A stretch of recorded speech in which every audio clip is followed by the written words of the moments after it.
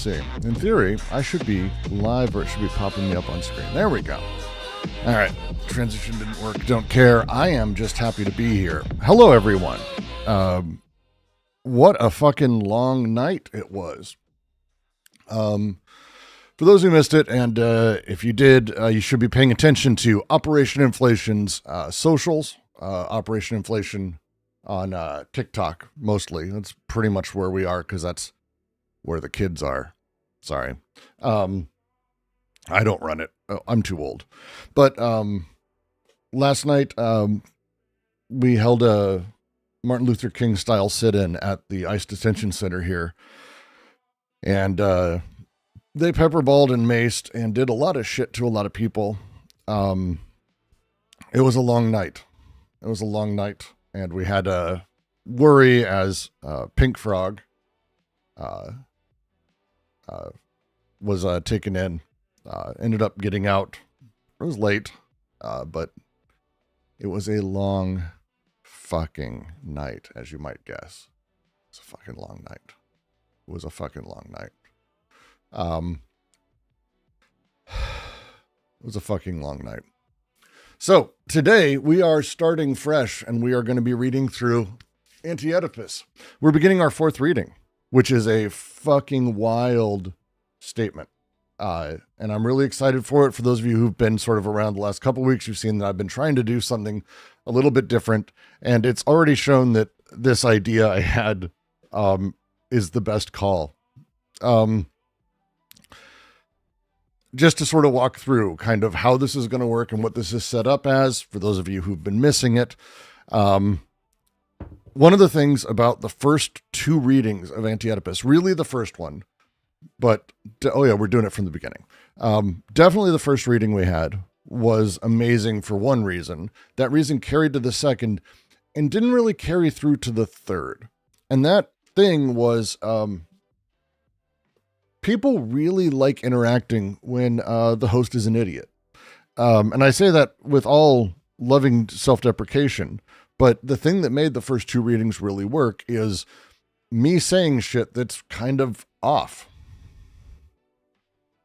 Kind of wrong, or putting, I'm still off. Don't worry. I love you, Noah. But there's a position to come at when you're hosting a thing, where if you are the thing that is to be corrected, people are much more aligned with joining in and doing so. People are happy to shit on someone on the internet is the short version of this. And the third reading had less of that because in my time, I've spent enough time to get a good enough reading that if I come at things with confidence, it becomes less doubted, less confusing, less thing to correct.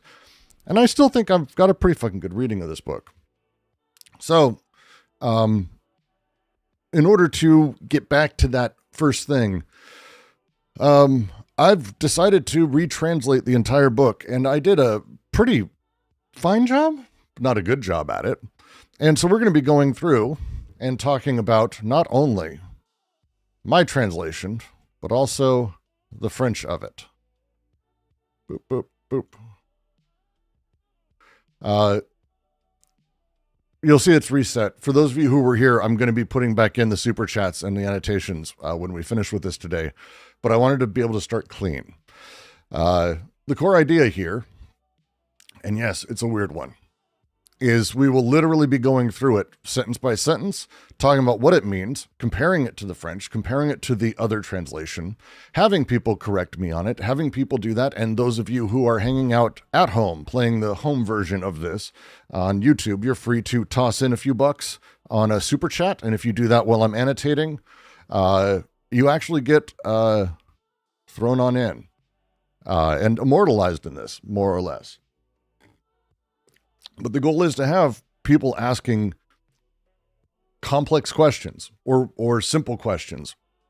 Because when you get to it, when we're starting to talk about whether the word it is the right word to have in its place, I think we saw last week a lot more people taking part in this and actually asking questions or making statements or making fun of me, which also works. And it also led to genuinely my favorite side conversations on not just this, but other servers, as I'm watching people argue about why I'm wrong about things that I have wanted people to argue about and I want to actually have discourse on. So we've been really fortunate, and it's been really working just fantastically well. It is still jank. There is jank in this. Do not get me wrong. We'll be making our way through it. But despite the jank, I think I'm pretty overall happy with this, to say the least. Let me get one more ping out into Sunday's server. Because I want to just... we are starting AO from the start now. That's all I'm going to type.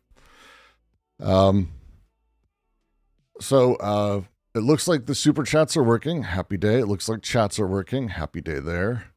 Let's go ahead and make this window a little larger. And I think the text is large enough. Is everyone able to read it okay, generally speaking? Let me know afterwards. I'm not fixing anything. See, I think that's fucking great. Cheers. Lone Pantalones, thank you for all of the solar anuses. I will never get sick of that. I can't possibly see getting tired of this. And so anytime there's a super chat, this pops up and these little buttholes of suns roll around. Lone Pantalones says, first time joining from the beginning of the book. Looking forward to more time with the DGQC. We're excited to have you. We're excited to have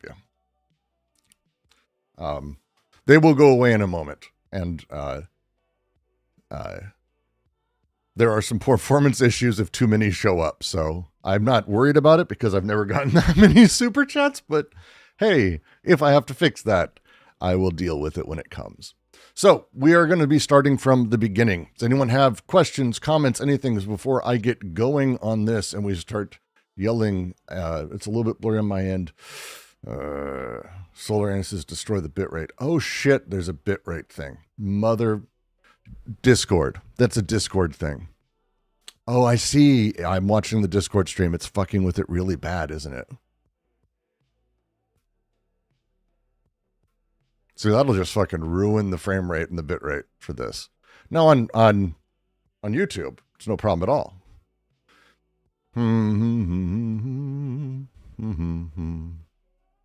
Discord's going to fuck with this pretty badly, though. Audio is unaffected. That's okay for right now. I will figure out a way to have a secondary text sort of show up. We'll make our way through it.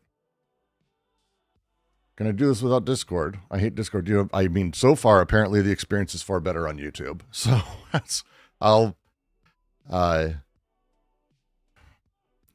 don't know how to me just be like, hey, how do I make sure, like, it's just awful. It should be streaming at full frame, and I don't know how to do that. Discord does its own fucking thing. It's very frustrating. That sucks. But we'll figure it out. I guess I'm figuring it out. We'll get as we get going. Appreciate Suresh. And welcome. All right. We begin with, and I'm going to sort of talk openly about how this translation goes. And I think this change I've made here, and I still stand by this for the most. This book is about politics, and it's not about politics. It's about many things. It's about understanding. If there is a way to talk about Anti-Oedipus, let's just start there.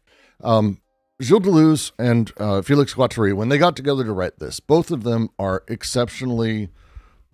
Guattari is more politically minded directly. He wants to talk about the practicality of how these things can, and philosophy and psychoanalysis can directly affect people's lives. Deleuze is a philosopher obsessed also with practicality. He cares less directly about, we want to make sure that we change the world or the world needs to change. It's not that. He's very much but a philosopher in that practical sense. He does not really have a lot of tolerance for purely heady ideas or philosophy that is of this hyper idealistic place. From the start, his writing is exceptionally practical. And if you haven't, I do suggest we've had readings of a lot of different Deleuze works. I recommend a lot of people start with his book on Hume, on subjectivity, which I think gives you an insight into not just how Deleuze writes, but gives you an understanding of things underneath a lot of the stuff he goes for. Anti-Oedipus comes about as both of them sort of collided post-writing of Logic of Sense, Difference of Repetition, as Deleuze was sort of trying to build out the rest of his sort of oeuvre and how things worked. But you can find in his works, in Logic of Sense, it becomes clear as he's trying to build out a logic of how we make sense of the world. The logic of sense is meant to be taken very much literally. One of the challenges he runs into is that there isn't a lot of opportunity for him to make a move when it comes to the way that we regard the organism or the things at large or how ideas come about. He has a lot of work that sort of builds up towards that. But Guattari, who's got an amazing set of work and his very unorthodox take on psychoanalysis, when Guattari read Logic of Sense, he went, oh my God, I've got chocolate, you got peanut butter. This solves so many things. And Anti-Oedipus is really the time they were able to put forward how these things come together and how people ultimately come to not only want their own repression, but not recognize it as such, and to ultimately desire the repression of themselves internally. The way that this functions and the way that this works can be read as a logic, and I do think Anti-Oedipus runs very much in this direction. It's a question for them, and they will talk about this, we will get to this at some point, but it's a question for them of answering the question Reich posed long ago. Reich, psychoanalyst who survived World War II in Germany and around Europe, and he came out and he saw a lot of people with analysis of like, oh, the Nazis. Well, it was because they were tricked by the Nazis. That's why the German people did this, or why people were up for it. But that doesn't make a lot of sense, and it doesn't give people a lot of credit. Instead, it presumes that you can see the truth, or that if only we can show someone the truth, the world will be just a better place. This makes less sense, and it's incredibly unsatisfying, not just to me, but it was unsatisfying to Reich. He spent his life trying to figure out how people come to desire their own repression. The line that they use, the line he used is, people who scream, more taxes, less bread, was the example. But we can see this taking place today. We have a weirdly totalitarian government and group that is somehow doing the thing that the very group decried being done years ago. Obama's going to take all of our guns. They're going to round people up, put them in camps. They're sending brown shirts into the street. Now it's literally happening, and they're cool with it. How is it someone comes to want their own repression? This book answers that. I believe this book answers that pretty fucking well. But there is, in the English translation that has been commonly used for the last 50 fucking years at this point, a lot of problems. The English translation anglicizes so many conceptual ideas, makes corrections in ways that are very strange, and breaks the way that they ultimately were trying to make sense of what they were talking about. So what we're going to be going through is a exceptionally literal translation. I'm not trying to be a poet. I'm not trying to be interesting. There's very little in here that is directly that thing where it's like, oh, I'm going to do this. They take a lot of liberties with a lot of things. And if we start with the first bit, you'll know the first chapter is called Desiring Machines in the English. In French, it's Machines Désirantes. And I'm never going to pronounce French correctly. I don't even try, so just get over it. You found that error, Noah?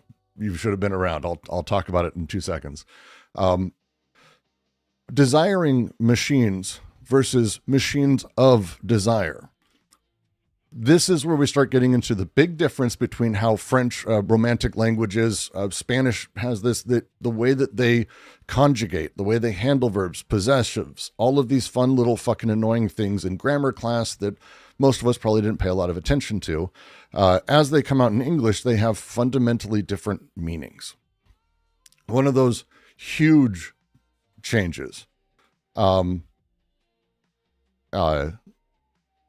in German, oh, that's even worse. When you say desiring machines, it implies that the machines desire.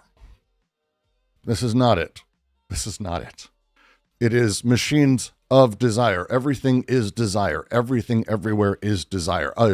And when they say desire, they mean the impulses. They mean the will. They mean libido. They mean the impulses of things. This is the fundamental stuff of stuff. And when we talk about the machines of desire, it is the machines that themselves don't desire, but instead they're of desire. And we'll get to this.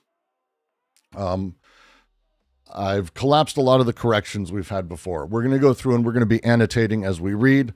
The process for this is going to be simple. I'm going to go through, I'm going to read the entire paragraph. For those of you who haven't joined us before, this will be fun.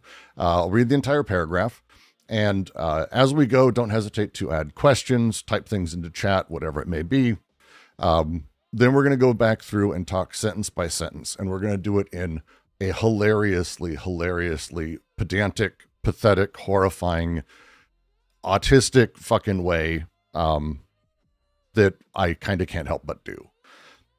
And we're doing it because we're also building a translation with annotations. So we'll be adding explanations to all of these things, as well as beyond just that. We're going to be also adding in corrections where people may go, hey, Brooks, turns out you don't know French. And I go, I know. And they go, well, what about? And that will be where we go from here.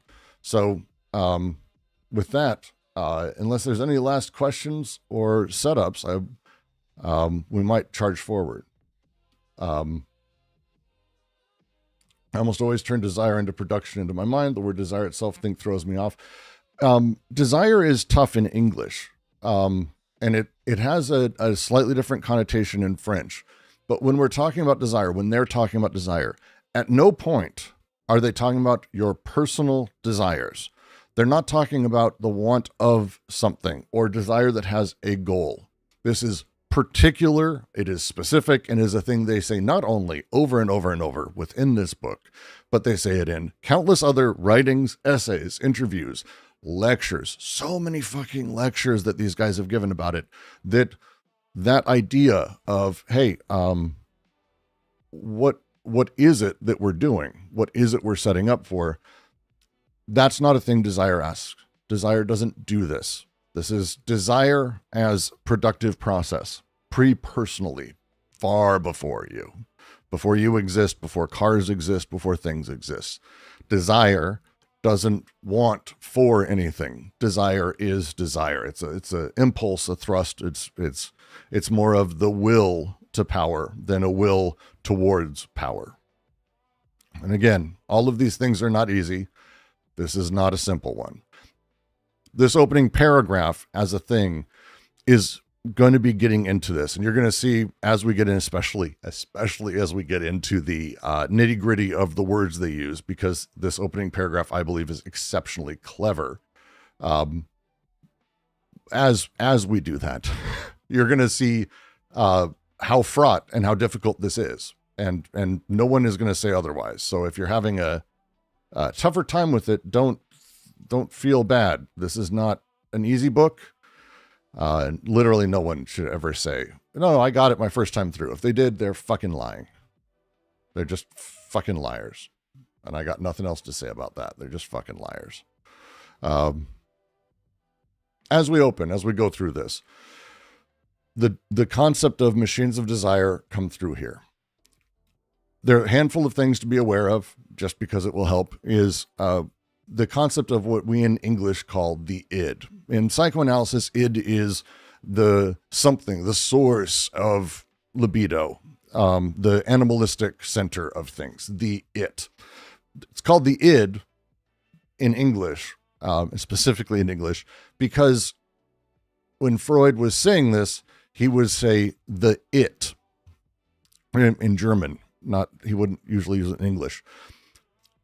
In only our language, only in ours, did we invent an entire specific identifiable noun around this that kind of eliminates the intentional odd mystery or mysteriousness that comes with it. So as we're going through this, be watching for how they use it, how they talk about id, and all of these things.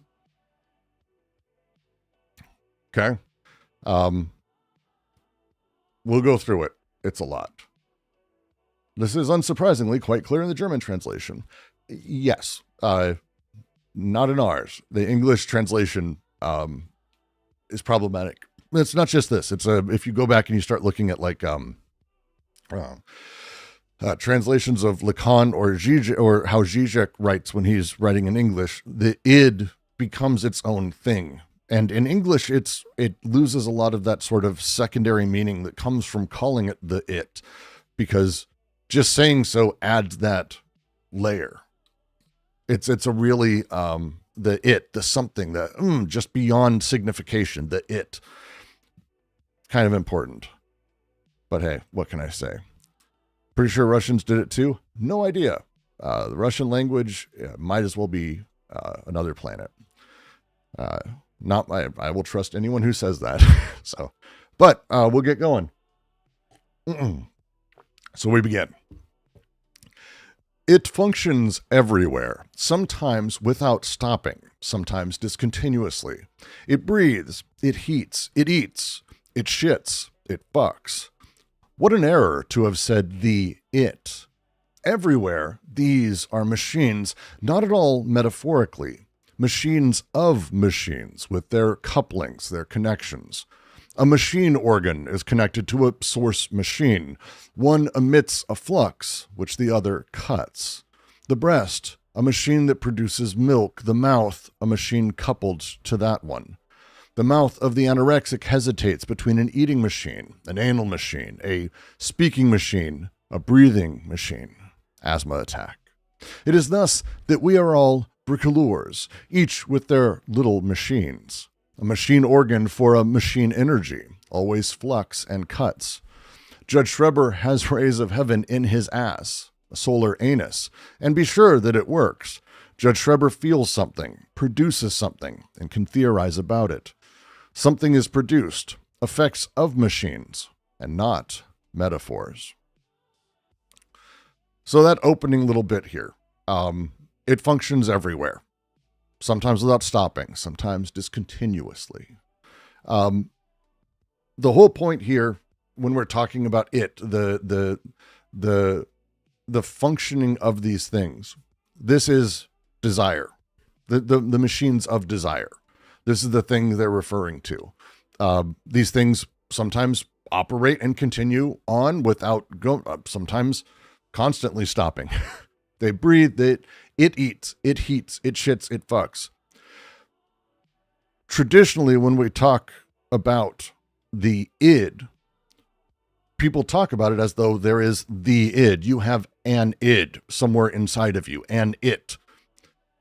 They open here by saying that's not the thing. You don't have a central place that desire is like produced from, or that the libidinal energies or attractions or these things. This is not what you're doing. What it is everywhere. And it is all of these things, doing all of these things, producing all of these things. It is not that you have an id. It is that id, you could replace it. Literally, like the debate goes back and forth, and we'll have this conversation in a second. But where we ended up last week is that you just as easily could say, if you were translating this differently, you could say, the id functions everywhere, sometimes without stopping, sometimes discontinuously. Id breathes, id heats, id eats, id shits, id fucks. What a mistake to have said the id, because this is what they're going at. They're trying to break away from the idea of the singular, right? Does this make sense? As I'm going through it, they're trying to break through this. The entire point is that the id is everywhere. So, Let's annotate. So this is, and we can kind of, I already have a lot written here, so it's kind of trying to shrink it down a little bit more. But the idea is, again, about the ambiguity at play here. The way in French, this is not in English, that the common pronoun, it, and the psychoanalytic term, the id, are actually quite the same when written.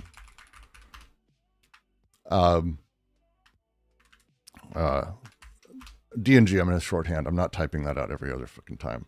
It's hard to grasp as they're using the pronoun it. But again, in French, and we'll go back to this, they're using sa, which is it. They're doing this over and over and over again because the entire kind of point is this interplay. The idea is getting away from this technical term where there's this new concept of the id that you just didn't know what it was. You didn't know it was the id. Oh, the id. Oh, that makes sense. The id, the ego, and the superego. It's these three things. That's what makes me up. And it's like, no. They're critiquing this purely psychoanalytic, critiquing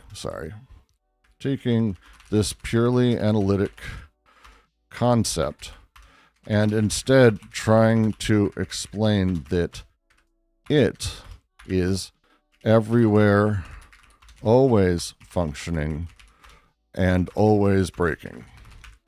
And again, the das es, le ça, or the id, this structural model is what they're getting away from. To get us to think instead about this larger, there we go. To get us instead to think about this as it is everywhere. It is everywhere. And that's the next little sentence here, where it's, I'm just going to add a note here. Just because I really liked that conversation we had last week. Could just as easily be id breathes, id heats, id eats. It could just as easily be that. And I mean, that's kind of, in French, it reads, because they don't have a separation of the word. Even if it's capitalized, it doesn't matter. In French, the word's the same. In German, the word's the same. The word's the same. So the play that is happening there, the sense that is being made of as one reads the sentence in French, is fundamentally different than saying it, and then what a mistake to have said the id, which is what the original English translation does. It's a lot. Is this translation live? Where can the annotations be accessed? I'll talk about that at the end of this, because there's a specific process that I'm going to be going through as we sort of have this set up. Always function and always breaking, or functioning by breaking. The specific, I mean, we'll get to that, actually. We'll get to that, because that's actually a really specific thing.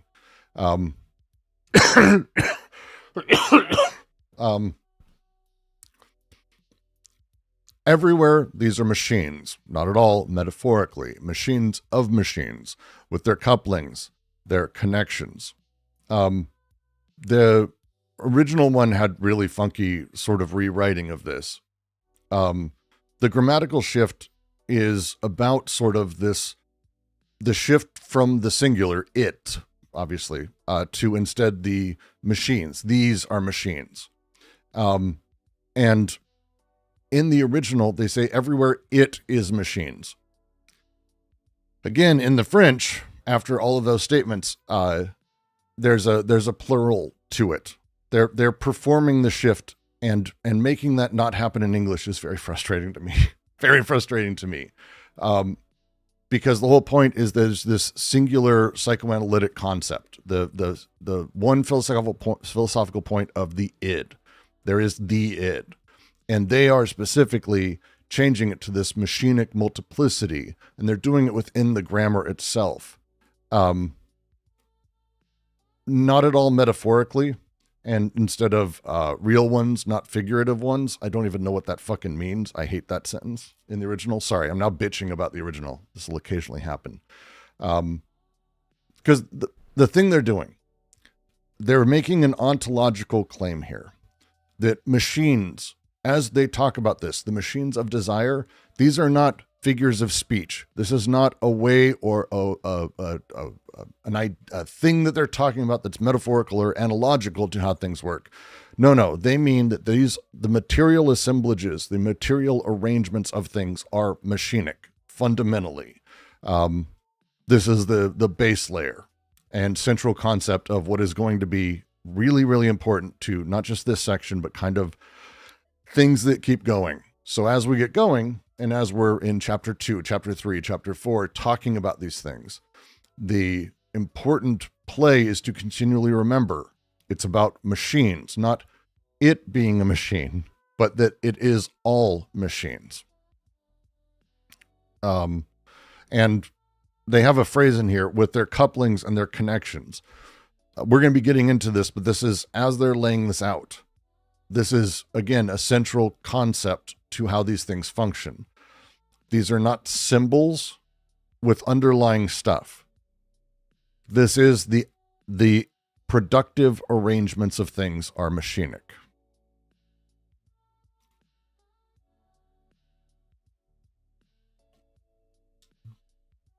I think that'd be the phrase.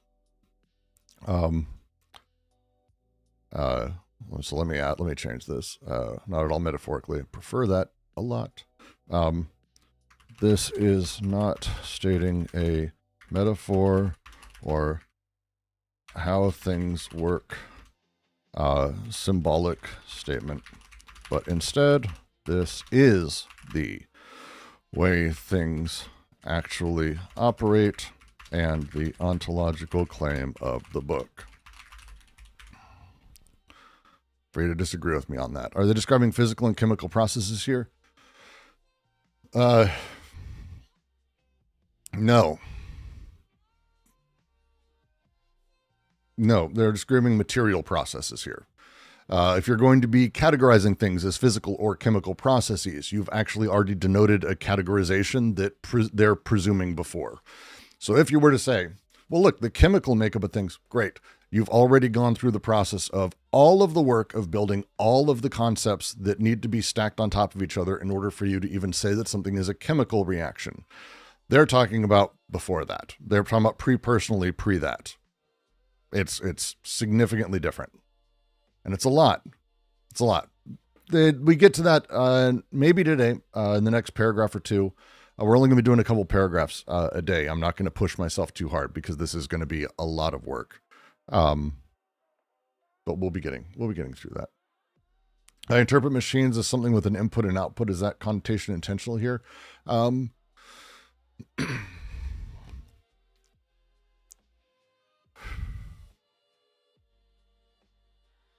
I think that's not an awful way to start with, but again, I don't think you should presume there is an input or output. Instead, be thinking of Marx's critique of production. Prior to Marx, and some people still have this weird view that money creates everything that happens, and that the factories have are pieces of things, but really they aren't themselves sort of productive. That they're in line with producing capital, and capital goes in, capital comes out, which really flattens how production operates. Instead, be thinking about all of the steps, all the steps that are part of the productive process that Marx outlines that shows that capital isn't really the thing that starts it. Instead, labor is really the thing, and how labor is then utilized in these productive capacities, and how machines, automatons, or the production of things, or the material realities of all sorts of stuff produces. The machines of stuff are similar to that. But we're talking about something, again, ontologically deeper. We'll be getting into the machinic sort of things. Why did you change organ machine to machine organ?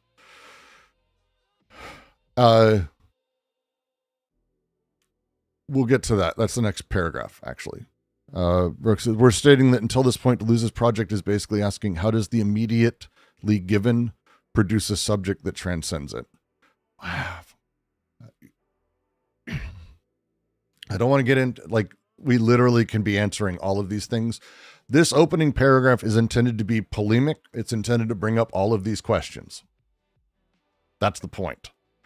So all of these things that we're talking about are intended to be evoked. That is how thought operates for Deleuze. We're saying stuff that's going to make you go, blah, blah, blah, and yes, you go fucking read. That's why we're reading a book. Go read a book. Go understand what they're talking about. It's intended to be provocative and make the most, I would say, the most extreme direct statement that seems black and white, that as they go through, they're going to show how actually all of the things we're discussing are not only produced and built, but how they function and how they function together and how blah, blah, blah, all this other thing. So it's going to be great. I'm excited for it, but that's very much the thing. So the phrasing, the next sentence, a machine organ is connected to a source machine. One emits a flux, which the other cuts. In the other translation, as someone in chat posted, it's an organ machine is plugged into an energy source machine. I really have such an issue with so much of that. You could play with these. For me, I really like the idea of maintaining a level of the word order that they have in French that, again, brings some of that sense through. Machine organ, the machine organ, that they sort of talk about it. To me, it's talking about how we make organs. We can make organs in machines, but not how machines are made into organs. It's a directionality thing having to do with the micro versus the macro. And again, this is a thing that will come later. For me, the way that the sentence is structured is really important because we're laying the foundation for people who are making their time through this book the first time. It's like saying coffee black rather than black coffee, unless there is actual very specific work being done in this sentence, because it's not about black coffee, and it's not about an organ that is a machine. It's not about a coffee that is black. That's not really what's happening here. That's kind of the point. Instead, it's a machinic organ. The machine organ is connected to the source machine, not plugged into. There's a neutrality to it. It's connected. It's not that one plugs in as if one has a plug. In electrician talk, you tend to talk about male and female plugs. So one is plugged into the other that is waiting for receivership. I hate that terminology because that, again, presumes that one is for plugging, the other one is for plugging into. That's not how the language reads at all, and it's not my understanding of the book either. It's not my understanding of the book at all. They also say one, their language, one produces a flow, the other interrupts. It's not a flow. It's a flux. The flux is created, and it's not that it's interrupted. It's that it's cut. It's a technical term in Anti-Oedipus. Like they're very specific about how they use this throughout the rest of the book. Cuts and breaks are productive elements. Interruptions, which you could say are productive, but it's not just a mere interruption. It is an active process. It's an active, productive process, not just but instead actually something reconnecting, interrupting in that sense. It cuts. It doesn't just interrupt. It's a big difference. The precision that they have, and there's a reason that they're going to this level, is because as you get into chapter 3 and later, the understanding that they are being exact, that they're using terms from science and mathematics and physics. They're not using them to ape those things, but instead they're utilizing them because of their precision. And the precision in that is actually throughout this book. This is not a book where they chose words lightly and they kind of just sort of meant fuzzy shit. This is not that. Cuts is huge. It's a productive breaking. It another one cuts it, another one interrupts it, if you were to say it, but it's not that it interrupts, it cuts it. Cuts. This is about breaking the binary functioning and showing how it operates, that it's fluxes and cuts. It's not really production and consumption. This is an economic way of thinking about it, right? Because Marx's production process, that it's kind of, again, Deleuze is really playing a lot with Marx. It would really help if you wanted a background in Marx. Not a bad place. But one of the challenges is when we're talking about these things, making sure that we're using the right terms. And these are terms that they use regularly throughout all of this. So one emits a flux, the other cuts. The machine organ connects to the source machine. One emits a flux, the other cuts. The other part of this, and that's just to say before we get into the next sentence, generally speaking, when you talk psychoanalytically, let's talk about how tits are seen or breastfeeding is seen in psychoanalysis. You tend to think about these things as being symbolic, that the symbol of the breast connecting feeds the child. You need the word interruption here? You don't need the word interruption. It's not in the original French. You don't need the word interruption here. It's not in the original French. Interruption has its own meaning and setup here, and it's very particular, but it's not in the French. It's just not in the French. The cutting off is specific to the first syntheses. Yes, it is. Correct. Gonna need you to build out a little bit more than just that. A machine may be defined as a system of interruptions or cuts and breaks. Right. But again, we'll get there. We'll get there, Noah. We'll get there. They're using interruption as a reference of how machines function. You can't replace it with cut. I'm just letting you know. The original French doesn't say interrupts. Why? I'm not trying to rewrite the English version of this. I'm trying to translate the French version. They added interrupts to this. And in fact, by the way, they add interrupts a lot. And interrupts is actually not technically in the French text.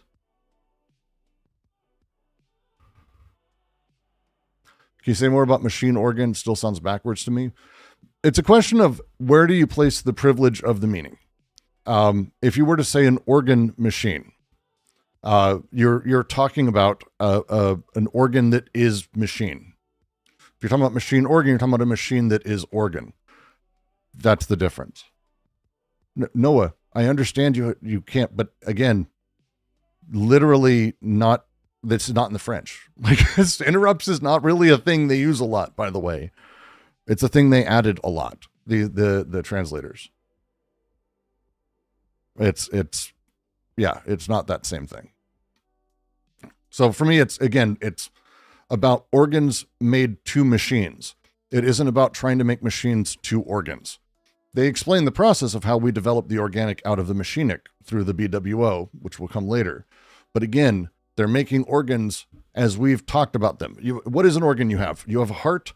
You already know what it does. We've got a name for it. You've got a symbol. You've got a knowledge of how it fits in and how it sets up. But there is no such thing as an organ.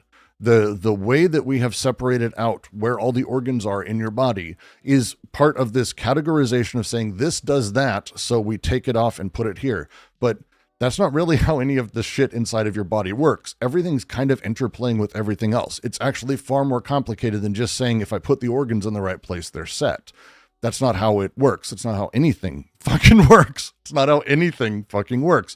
Instead, there's these odd coextensive realities that things are. The way the heart touches in and actually is not only a muscle, but where it's placed and how it's pulsing. how you do sit-ups or move in different ways helps you shit better. That's not because your stomach muscles are part of your digestive tract, but these things are connected. To have organs that are completely separate from each other is not how the body works. Instead, these things are done in order to help categorize. They help us do things and simplify medicine and the conversation about it, and teaching how to do surgeries. Or when you go to have a heart transplant, they're not going to replace 90 things. You need this part that does this thing, but it doesn't only do this thing. That's what an organ is. An organ only does this thing, but it's not that. Instead, all of these things, and the next sentence is actually the example here. The breast in psychoanalysis, and people think about it like this, that it is something the child is attracted to because it's a source of nutrition and love and all of this. And so you have this understanding of the breast being a organ. And you have a mouth on the child that's its own totality. And you go, oh, well, the child suckles the breast for comfort. And so here's the interaction between these organs. Here's what it produces. It's all symbolic, but that's not what's really happening. They say the breast, a machine that produces milk, the mouth, a machine coupled to that one. By the way, tits and mouths do a lot more than that. That's the point of the next sentence. The mouth of the anorexic isn't just a breastfeeding machine. It isn't just, because in traditional psychoanalysis, they tend to go, oh yes, well, you know, someone who's an anorexic, their mouth wasn't able to get satisfaction from the mother's breast, so now it does all of these things, because that's what it's for. It's for that. It is an organ that does that thing. That's its symbol. That's its play. That's what it does. But that's not the fucking case. As they demonstrate, the mouth of the anorexic, it hesitates between an eating machine, an anal machine, a speaking machine, and a breathing machine. Anal machine, shitting out your mouth, more or less, vomiting, or eating, or speaking. It's a machine that is constantly able to connect in various ways and produce all kinds of different things depending on what it's connecting to or how it's connecting. We are made up of machines, not organs. And that's the next line. It is thus we are all bricoleurs. They have a line where they talk about us all being handymen. Fucking, I hate the English. Bricoleurs is the word they use in the original French. A bricoleur is from Levi Strauss, is the term of someone who does bricolage, which is a more common term that in English people understand. It's making art with whatever's around, making stuff with whatever's around. My son and my daughter, if you have kids, if you were a kid, you know the feeling. What do you make forts out of? Pillows. No one does that. No one hires someone to build a fucking castle out of pillows. Pillows are the wrong material. Don't you understand? You shouldn't be doing that. But it's a child is doing building with what they've got. My son has made monsters. I have a bunch of his little clay figures that he's ended up adding screws to and all kinds of stuff to make final bad guy bosses for a video game that he plays in real life as he walks around. But it's bricoleur is whatever's around to make do with that thing. We are all bricoleurs with our little machines, the mouth machine, the eye machine, the nose machine, the anus machine, the left butt cheek machine, my finger machine, whatever it is. All these machines are constantly connecting and reconnecting. They're not symbols. They're not symbols. They're not, right, Ben, they're not engineered. They're not engineered. They don't set up from the beginning and go, okay, so we're going to have a child here who's going to do this. Here are the things we need. And we lay out, do these 19 steps exactly in this order with these materials. Instead, we exist, and we exist with all the shit that's around us, around part of us, and we make do with it. We are bricoleurs. We are tinkerers. We are finding ways to use everything. These are not preset symbols built into our unconscious or into the knowledge of everything. We've built these things into what they are. And that's the phrasing. That's what it is. We are all bricoleurs. The breast, a machine producing milk, mouth, a machine coupled to that. These are machines, not symbols, not organs. Organs have a purpose. Organs have a use. But that's not really what they are. And by the way, this expands to literally everything This expands to literally everything. This is like literally everything.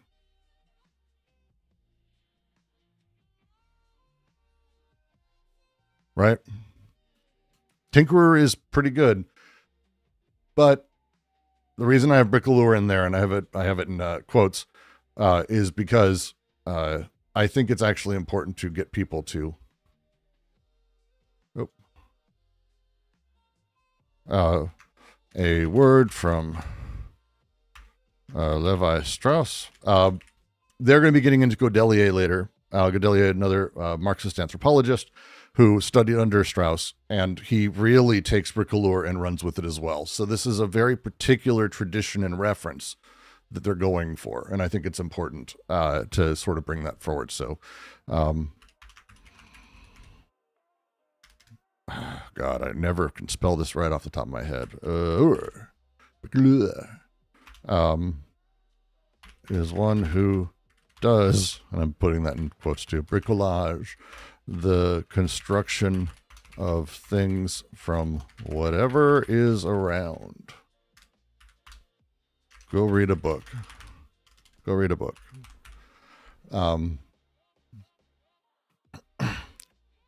Bricolage is really fascinating this way. In French, machine organ reads as machine that is also an organ. Right.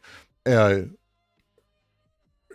English, if you were to say an organ machine, like there's a reason that these things work. It's a speaking machine, a machine to organ. It's particular. Again, I'm open, but generally. And they say, so a machine organ for a machine energy. The phrasing around this is really interesting to me because they say, the other translation says, for every organ machine and energy machine. I really don't understand why they would say that, because it doesn't say that. Like, for every is a fucking huge addition to that. I don't get it. It's a really simple sentence in French, I think. It's complex, but the sentence itself is fairly there. The way that they're sort of coming at this is about the machinic sort of pairings of organs and energy in a machinic system and how it's done through flux and cuts. Again, not interruptions, just so you know. Flux and cuts. Flux and cuts, not interruptions. Sorry, Noah. Welcome to the frustration of doing Anti-Oedipus all over again. Organic machines, not organic machines. No. Organ machines. We'll get to that. We'll get to that. Don't worry. There's an entire book about it. We're just literally starting. Then we get into the really fun parts. Judge Schreber has the rays of heaven in his ass. So, Judge Schreber has Judge Schreber wrote a book. I don't know how else to even start this. Judge Schreber wrote a book, and the book is called Memoirs of My Nervous Illness. It was written a long time ago, like 120 plus years ago. Written by Schreber, who was a judge who experienced a series of breaks with reality and had to be committed a few times. There's an entire bunch of shit on Schreber later that we'll be going into, but the very short version is his dad was a fucking monster, and it's a lot. I feel like by translating it as machine organ, you make a mistake by disregarding syntax, which dictates which word takes precedence. Here, what I understand is that the organ is also a machine. Yes, the organ is also a machine. It reads that way in French. I don't read it that way in English.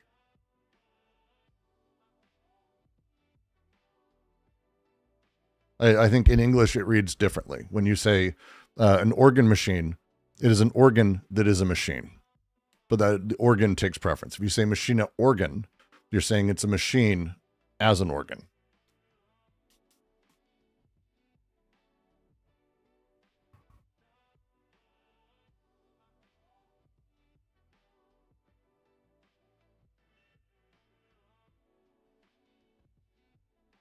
His father was a parenting guru. His father was a parenting guru. His dad made insane devices to keep kids good. And I mean, that's the word he used. He used good. Like literal metal rods against their back with a strap around their head to keep posture. Beds with, like, I don't know, BDSM for children, basically. Beds with cuffs on the hands to prevent bad touch all night. And I have a video where I go through, like, visually, someone recreated a handful of his devices. There's one that is literally holds you by the head and then, like, raises you up so you have to walk correctly. It's insane.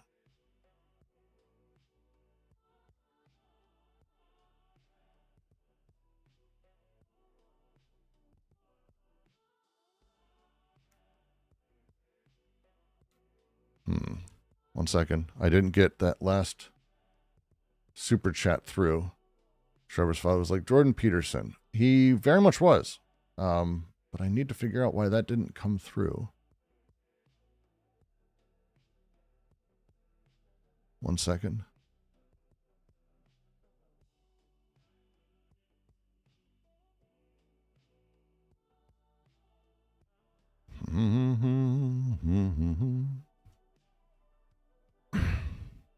All right, it's connected. We'll see if it picks up the next chat. That's frustrating. I'll let it back in, Suresh. You'll get that. You'll get that noted in there.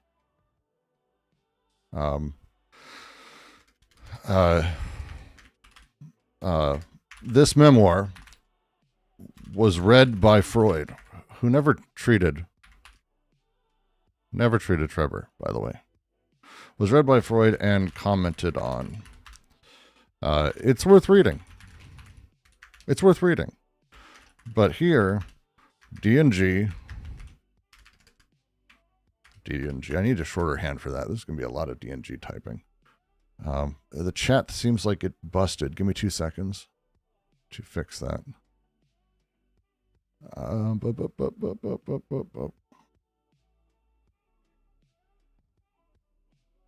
don't know why that's not working. That's fascinating.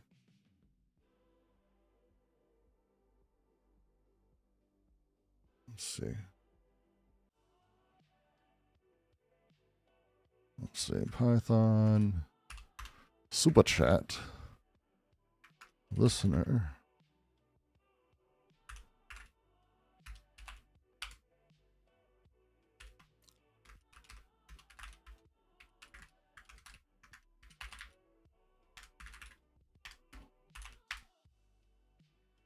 Motherfucker.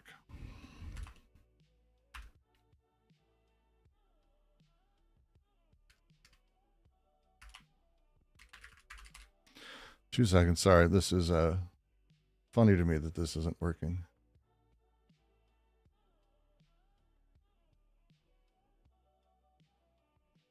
So chat, why aren't you doing it?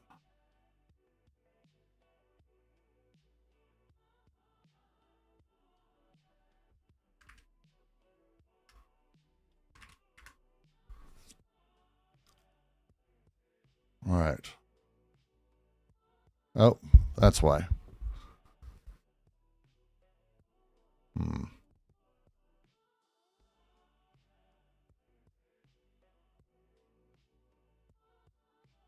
I may have to restart this. Give me 2 seconds. Yeah, I'm going to have to restart this. Give me just a moment. I'm going to be switching back and forth a couple times. That's okay. I had a fun crash. That's going to be my favorite thing to have to go fucking deal with.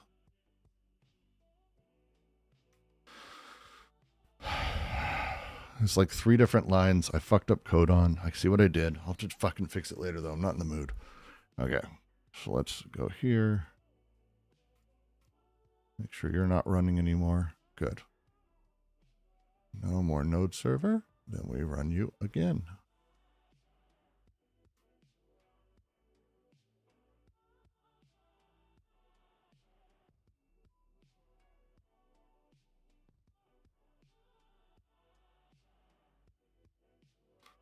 Okay. In theory, this should be okay. In theory.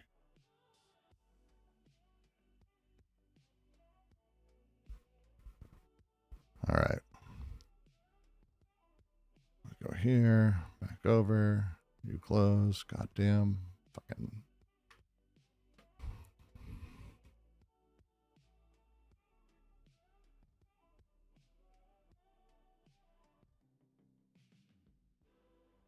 Yeah, good, it cut most of that too. Good. Freud read this and commented on it. It's foundational. Go read it. D&G, however, are taking a different tactic. Am I familiar with Carlyle? I'm aware of Carlyle, not familiar with Carlyle. And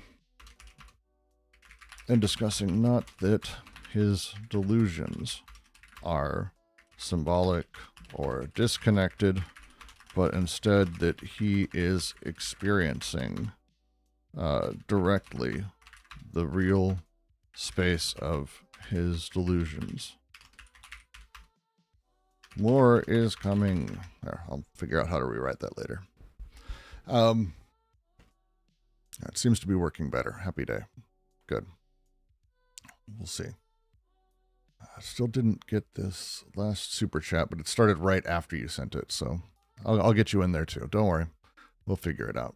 All right, let me keep the log open so I can just see what's failing when it does.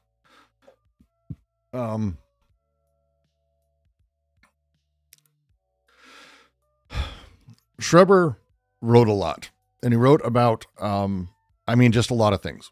We're not going to be getting into the whole case because they have a lot coming in chapter 2, especially as they really dive into the Schreber sort of back and forth. My camera died again. Wonderful. Wonderful. Why is that happening?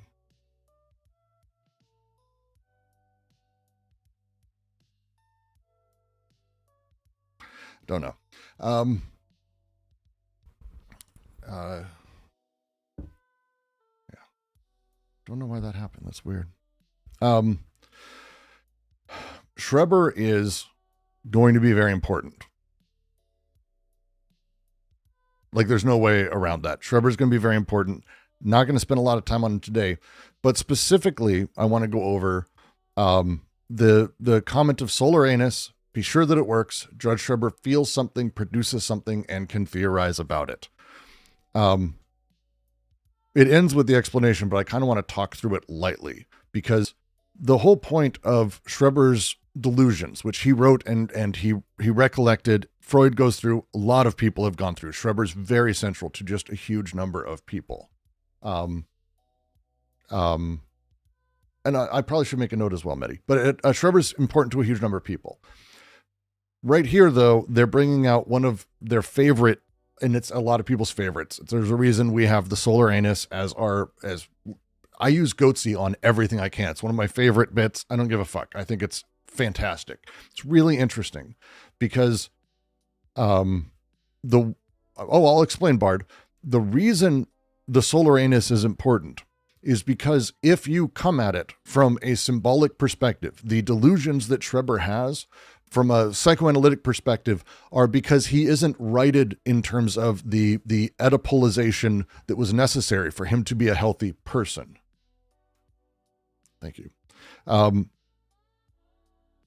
Freud would come out and he would say things like, hey, what's really important is he and his father didn't super get along, so he didn't have a really good connection with this. Or Lacan might talk about the connection with the way the law functions, or Schreber's other delusions as they talk about him, because Schreber believed God was going to make him pregnant, wanted to become a woman, or God make him a woman. He believed that his stomach was being replaced with the stomach of a Jew. which is why he was dyspeptic. Things like that. Again, Schreber, not a good guy, but all of these things, you can say, oh, he's just delusional, he's not connected. Or you can say, wait. These are produced effects that Schreber is pulling whatever language he has. He's pulling the only language he has. He doesn't have access to the fucking symbolic knowledge of the entire world. He's pulling from his life, his experience, everything he knows, and he's utilizing the language he has to speak to the things happening to him. So instead of presuming it's all just this other interplay, they're actually something being produced in it. His solar anus is as real as anything else that we may talk about. It is produced in some capacity. Something is produced. And what is produced is, they end this, the effects of machines, not metaphors. The effects of machines is really, really important here, because we're talking about sort of the ongoing way that our delusions are produced, our understandings of things, the stories we tell, the narratives we use to explain the world when we say things like, or someone says, well, the illegals, we've got to get rid of them because they're all rapists. Or someone else says, everyone who voted for Trump is just a pure Nazi and evil. These very simplistic, large-scale things. There's things producing it. These things are produced. This is not a gigantic play about some symbolic thing that people don't have access to. And that's like the fundamental thing that they're going through here. The machinic functioning of organs, the breast to milk, the mouth to eating or to speaking or to others, the solar anus being productive, not metaphorical. We are, as people, just like Judge Schreber, we are making do with the things around us, the parts that we have, the effects produced, the things that make all of this, and we're assembling, or we are the assemblage of these machinic connections. When we have a singular id, when we have a singular point or ego that is doing everything, which is the traditional psychoanalytic view, fine, it's a traditional view, just pick a thing, it's a traditional view. When we have this unification of everything under this id, we have a responsible party, a person doing a thing, a thing to blame, an id that we can fix, instead of understanding that we are all, yes, products of environment, but not just products of environment. The environment's also products of us, and that everything is coextensively produced. This is the fundamental part of this first paragraph that they're driving at. What does it mean that he produces something? Maybe experiences. Judge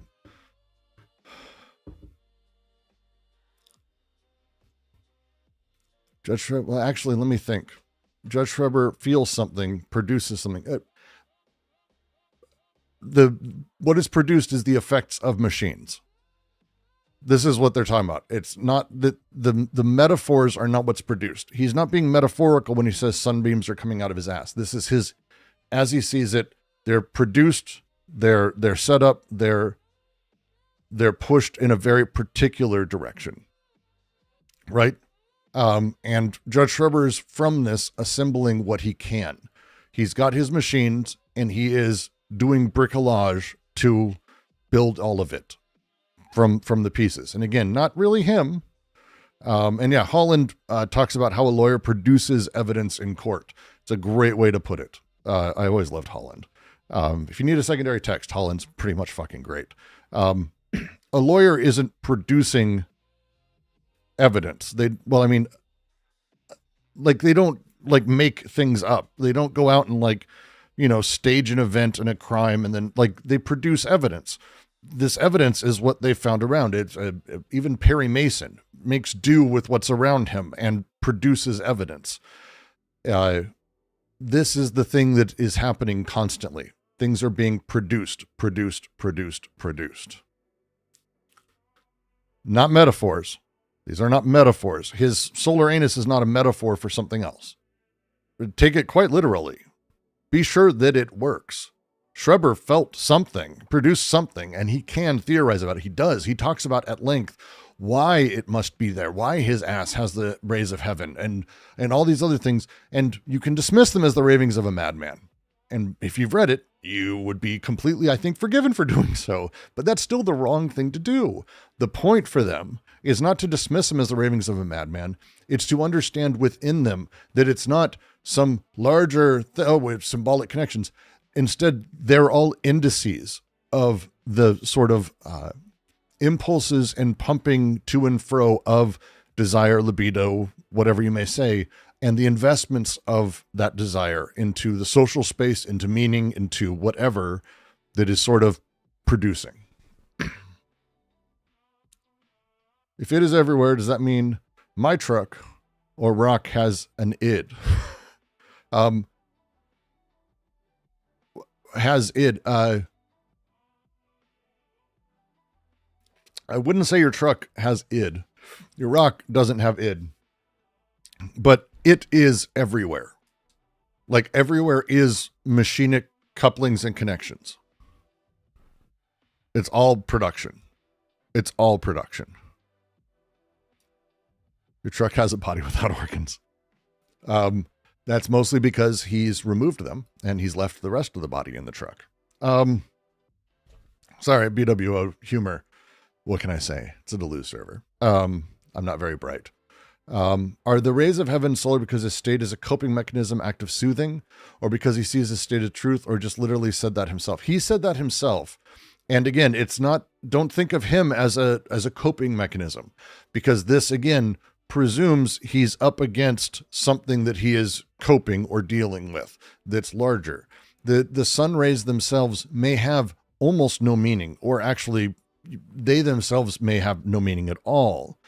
Instead, the way he speaks of them, how he talks, and if you reread it, and we'll be getting to that when we get to Schreber in the rest of this book, they don't stop talking about him really, but that thing that he's doing and that he's playing with, his solar anus, becoming a woman, all of these things are indices that a proper reading, if we wanted to actually heal him and we wanted to work with him and actually make him healthy again in some capacity, or give him room.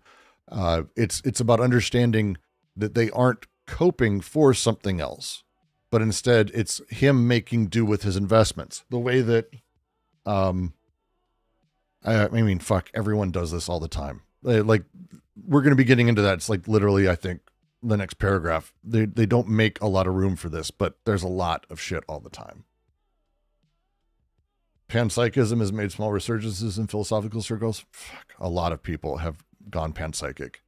A lot of people think Deleuze and Guattari are. I do not understand that. I do not understand that. Anton says, I know the word produces is important throughout the book. I just thought it wasn't the right word here, but now I think I understand. Something is produced. Quelque chose se produit. This is, again, an anti-representational, anti-metaphorical claim that there is a machinic materialism producing. It's materialism all the way down, basically. Are the babblings of all diagnosed schizophrenics equivalent to Schreber's speech, or is Schreber unique? Schreber's not unique. He's just the famous one, because they're able to use it as like a polemic against Freud's consistent reading of him, because they have that. I wouldn't say that he's special in any significant way. In fact, I would say that, we have a Roger in the server who's made this point many times, and so I'll kind of echo it probably poorly. Schreber's unique because he wrote it down, but he's also fucking way out of date. And talking about him, and this is kind of their point, if you spend time going through Schreber and you're like, oh, look, this is the thing he says, that's just like when I said this. No, you're doing the representational thing. Even Freud was doing it, reading it years after the fact, but reading it 60, 70, 120 years later, and presuming the language means anything comparable to now, or is a thing that you can actually understand and put yourself in the shoes of, this becomes the problem. Don't do that. Don't do that. Are you translating this live, or is this already a translation? It's a translation I've done. and I put done with an intonation, and then it's not done. But the goal is to have this do live. If you have disagreements over the translation at any point, do not hesitate to ping me and say, no, this is stupid, Brooks. I put corrections in, and this comes from, and I'll have them back in. Last week we did this paragraph, and we spent literally 2 hours on some minor corrections. It's a very complex paragraph, but this is the setup. What makes it anti-representational? I mean, fundamentally it is. There's nothing, there's no organ. An organ is a representation of the thing. They're talking about these things as machinic collectivities. This is stupid, Brooks. What? I disagree with the translation. Please say where and why. Always open. We've gone through this a bunch of times. Is production in this context related to physics, or is it only a metaphysical claim? This has nothing to do with it. This is not. Neither.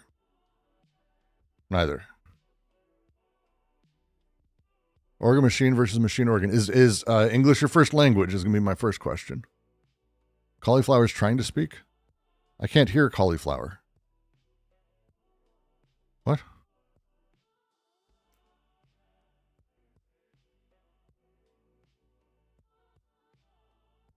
My audio got borked again?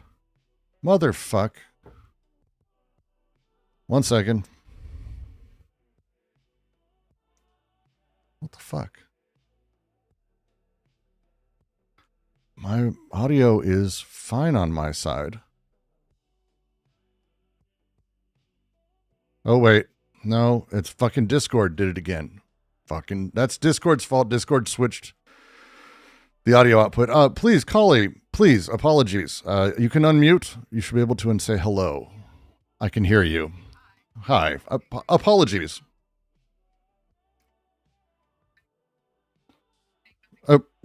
Give me 2 seconds. Give me 2 seconds because no one can hear you, and I want to make sure people can hear you. So, 1 moment. I know. Don't worry. You sound lovely, and I'm sure it'll be fine. And plus, you're cauliflower. No one is gonna have a clue. I'm happy to be the village idiot. Trust me, that's my job. Please don't take my last job. But go ahead, please. So, because I remember a couple of weeks ago, you were saying they were saying in the whatever, not, just talking about the words organ machine, like washing machine, saying machine organ would be like saying machine washing. I don't know if you're familiar with like theories of translation in general doing this. Yeah, I mean, I'm not that familiar, but I know, it's kind of I've been yelled at by so many people. I can tell you right now, there's really, I was told by someone who does these things professionally that translating Fluxes flow or flux didn't really matter because it didn't change the meaning, which is to me fucking nuts. So I'm kind of okay with being a little open on it. So gosh, please. I'm sorry, I'm so loud. No, you're fine. You shouldn't. That's my fault. They're saying in the chat. They're saying in the chat I'm very loud. Well, they can turn you down. Yeah. So I don't know. Anyway, I'm just saying. I think that like in Spanish, you say like café negro is like black coffee. That's just it's not about where the emphasis on the word is or whatever. I think that saying like desiring machine or energy machine is saying that it's a machine. Or like organ machine, energy machine is saying that it's a machine, not an organ. Are we saying that it's an organ, not a machine? All right. So let's go back. Let's go back to what is a washing machine? If I were to say washing machine, it means that thing that does, I can point at it. My dishwasher is a dishwashing machine, but we don't call it that. A washing machine does washing, but it is also for a lot of other things where it's not just only for washing. A heating machine is for only heating, but that's not really what they're talking about. Their point when they say like a mouth machine, for example, is that the mouth is itself machinic and is actually a speaking machine. or a breathing machine. It's a machine that's constantly shifting what it does. So the mouth is not really a machine. There's the language. And I'm open. Trust me, this is literally the discussion I want to fucking have. Trust me, this is the discussion I want to have. So it's like, this is the point. When we talk about a machine organ or an organ machine, to me, the question is going to be, are we privileging the organ or the machinic nature of it? And I haven't heard a super convincing argument that organ machine doesn't privilege the organ as a concept. If we talk about an organ machine, we're presuming first that it is an organ, and then we're sort of building a categorization around that we're turning machinic. But to me, in French, and I think in Spanish, I don't know Spanish as well. I know Spanish just from living in LA for a fucking decade. But the way that an organ machine versus machine organ plays is about that privileging in that exact way. And so for me, the question would be, if a washing machine is only for washing, and that is it, we're doing the thing again here. We're doing the thing again here where we're saying that, oh, this is a mouth machine. It does mouth stuff. No, the point is that the arrangement of what a mouth can do is dependent on it being connected or interrupted, or however you want to phrase it, between all the other parts that can connect to it. If I decide to go vomit, or if I go vomit because I'm sick, or if I talk, or if I breathe or cough or spit or suck on a straw or suck a dick or whatever the fuck, the mouth is a machine doing all of those things.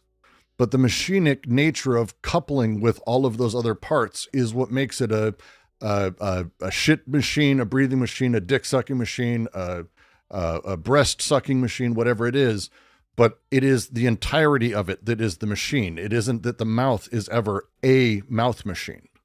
And that's the thing that I think they're trying to get around. So when we talk about machine organ, they're trying to break away from the idea that the mouth is an organ that does X or is for Y. It's like, no, it is a machinic coupling to all of these other things. And without those other things, it isn't really producing or doing anything sort of on its own. Sorry, go ahead. No, I see that, I think. And I see also, this is maybe what I was trying to get at with, or what you said with the translation for every organ machine and energy machine, which you've changed to a machine organ for a machine energy. To me, the for every is the implication of like multiplicity. So like every single, machine organ or organ machine has a corresponding energy. That's not in the French. So for every is just not in the French original. So, but I wonder, like, in the French, because again, translation being more an art than a science, I think, like, to say this, une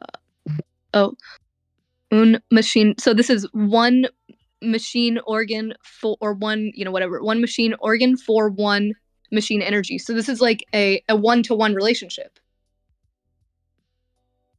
When they're connected, yes. Or an. Okay, I don't know. So there's a couple ways to read this. Yeah, there's a couple ways to read this. And I've gone back and forth myself. This was our discussion literally last week too. So if I say it is an organ machine, whatever it is, a machine for a machinic energy, I can be saying, and they've said both of these things elsewhere, and this is why it's tough to sort of know exactly what they're talking about here. But do they mean that it's always one to one, or do they mean that there is a machine organ waiting for a machinic energy, and that connection, and that's the other part of it where it says toujours des flux et du couperet, a machine organ for machine energy always flux and cuts. Mine's very hyper literal, which may not be the intention here, but it is always about the flux and the break, the break in it. So are they saying that it is the machinic energy that the machines utilize versus it being sort of a symbolic or representational category that is sort of doing its own thing, and thus sort of the id is powering all of it? Or is like, this is like as pedantic and fun as it gets, but this is like the important part. I don't see it them saying is for every machine organ and machinic energy, because that's not the case. There are machines that don't connect or have that. They go into it, granted, down the road, but there are breaks and there is anti-production. There's a lot of things there that I just can't see that they would say every machine always has machinic energy. No, it's just for organ machines, there is machinic energy powering it, not that they have their own or are the source of an energy themselves. That they need the connection to do so. Part of the language that they will come to use, and it's in this first chapter a lot, but and it becomes sort of baked into the rest of it, is that desiring machines, the machines of desire, the connection itself produces the energy that it's needed to produce the machine. That it's not the id is pushing out libido that's passing through these machines. No, the connection is the energy used. And so I think in French, if I were to switch this over to Spanish, I think it would even read a lot. It's intended to be a bit poetic, but again, literal. I think in English, it gets clunky as fuck when you say a machine organ for a machine energy, always flux and cuts. It sounds awful. Trust me, I'm open to changing this. But in the French, I think it reads really crisp about that there is a machinic energy for machine organs. Does that make sense?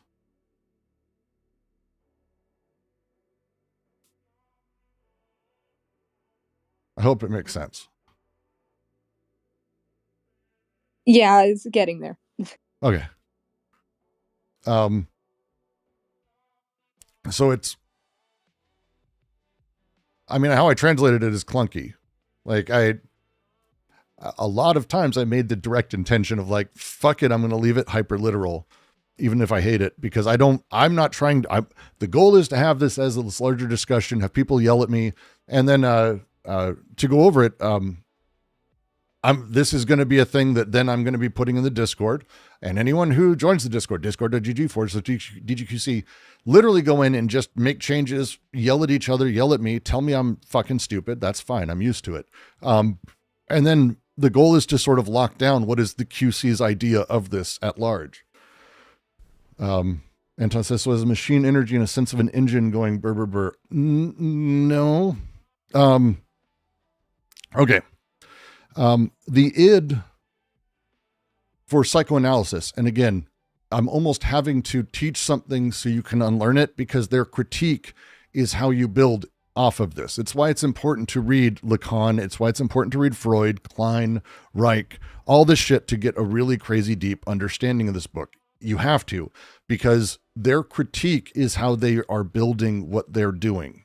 Building it from scratch and doing it without this it would be incredibly difficult. So when they say a machine organ for machinic energy, the setup that they're driving at is that these things aren't powered by the id, because the idea of the id being the central space, your libido is pushing out and pushes out from the central space, and it passes through all these other filters or these other machines. They're not trying to have this, sort of weird semi-revisionist take of Freudianism or what Lacan ended up doing with the Bromian knot and all of that shit. They're like, no, it's literally everything is these machines. And everything is made of machines, and the very coupling itself produces the energy that it uses. That the connective synthesis, which we're going to be getting into at some point, the connection of these machines is what creates the intent, the forward movement. But it isn't that there is a secondary or other or like third tier energy or libido that's powering these machines. It's that it's not. That there's all kinds of different versions. Oh God, you can get into so much of this theory. They're just simply saying, no, this is it. It's a machine organ, an organ machine for an energy machine. But it's for machine energy. That's the tough part. God damn it. And it's, see, now you've got me fucking beating myself up over this because it's a really complex, it's very complex. And I think you have a point about the clunkiness of what I've written here, but I don't have a great,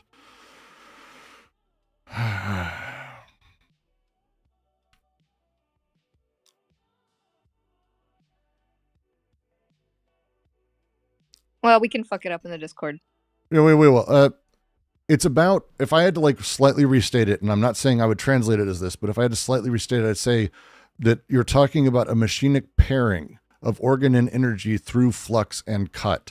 And it is the activities of connection, flux, break, cut that produces. And this is what they're talking about, sort of as a thing. This is the thing they sort of said earlier. One emits a flux, the other cuts. The source machine connected to the organ machine earlier.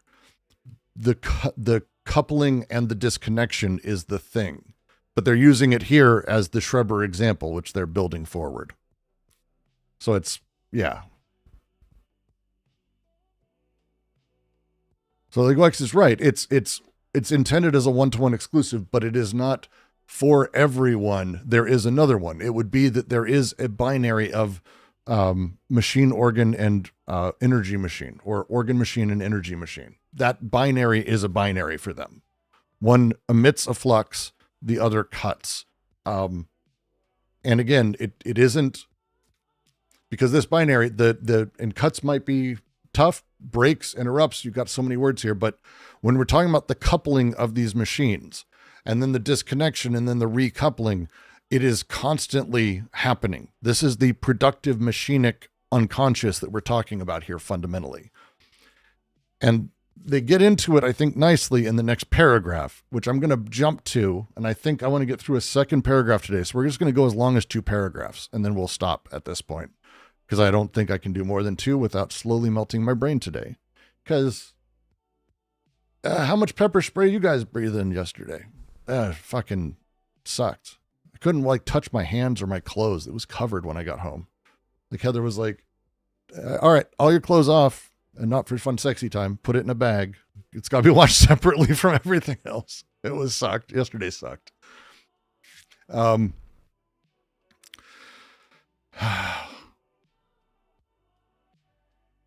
right. Thank you for your service. Not me for my service. Thank better people than me who actually put themselves in literal harm's way. So, all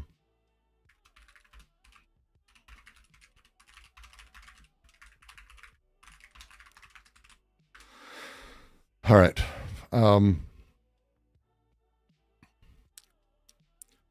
As I said, this paragraph is intended to be upfront, very much putting a flag in the ground of what their polemic is against the psychiatric movement, psychoanalytic movement, and trying to build out what this project is really doing, which is, and here it's really, I think, stated nicely, it's not drastically far from the last section of the book in schizoanalysis. This is, their intention is to build this out. The next paragraph is saying the clinical entity of schizophrenia is someone who tries to engage with society but can't be repressed. So the someone is what I would say is the issue. But let's read it and we'll go through bit by bit. We'll see what we can do. So fun. So fun. The schizophrenic's walk. It is a better model than the neurotic lying on the couch. A bit of fresh air, a relation with the outside. For example, the walk of Linz, reconstructed by Buchner. It is different from the moments when Linz finds himself at his good pastor's place, who forces him to orient himself socially, in relation to the god of religion, in relation to the father, the mother. There, on the contrary, he is in the mountains, under the snow, with other gods or without God at all, without family, without father or mother, without nature. Quote, "What does my father want? Can you give me better? Impossible. Leave me in peace." End quote. Everything functions as machine, celestial machines, the stars or the rainbow, alpine machines, which couple with those of his body. Uninterrupted noise of machines. Quote, he thought that it must be a feeling of infinite beatitude to be touched by the deep life of all form, to have a soul for stones, metals, water, and plants, to welcome in himself all objects of nature, dreamily, as flowers absorb air with the growth and decay of the moon. End quote. To be a chlorophyllous machine, or photosynthesis, at least to slip one's body like a piece into such machines. Lenz placed himself before the distinction man-nature, before all the orientations that this distinction conditions. He does not live as nature, but as production process. Yeah, I don't like that wording. There is no longer man or nature, but only process that produces one in the other and couples machines. Everywhere producing or desiring machines, the schizophrenic machines, all generic life, me and non-me, exterior and interior, no longer want to mean anything. Lenz's walk. Oh, thank you. I took the quotes here, not from I didn't even actually use the original translation for this. Instead, I found a translation of Lenz's walk that I thought was excellent, and I just took from that. Lenz's walk. So Buchner wrote this story, and Ben has posted it in the QC. If you're here, it's worth downloading as a thing.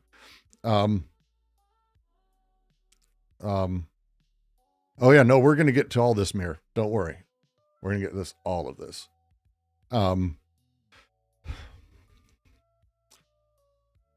Let's talk about the beginning, and we'll kind of get into this because Lenz's mountain walk is such a beautiful comparison as we're talking about what it means to be machinic and connecting and how connecting works and what's a machine and all of that. It's one of the reasons this paragraph's great. They open up from the novella Lenz, right? Ben has posted it.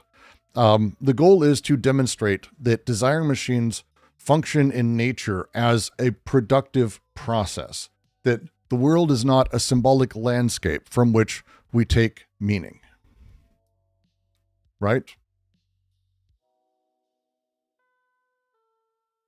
We don't take meaning from the symbols. Everything is coextensively produced and constantly producing. When we open up the schizophrenic's walk, they use Lenz as an example, but they do mean quite literally, out for a stroll wandering through nature. It's schizophrenic. That's a better model to use than, and they'll explain why, than laying on a sterile couch and having someone talk to you. And again, when we talk about schizophrenic here, be aware that they're meaning not literally as we understand schizophrenic as a process today, because we have very specific terms for this. Over time, those terms have changed. The time this book was written and all of the work that Guattari had done, schizophrenic also meant autism, primarily meant autism, by the way.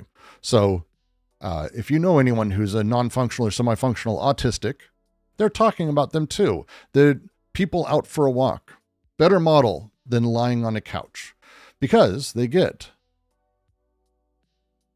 a bit of fresh air. They have a relation with the outside.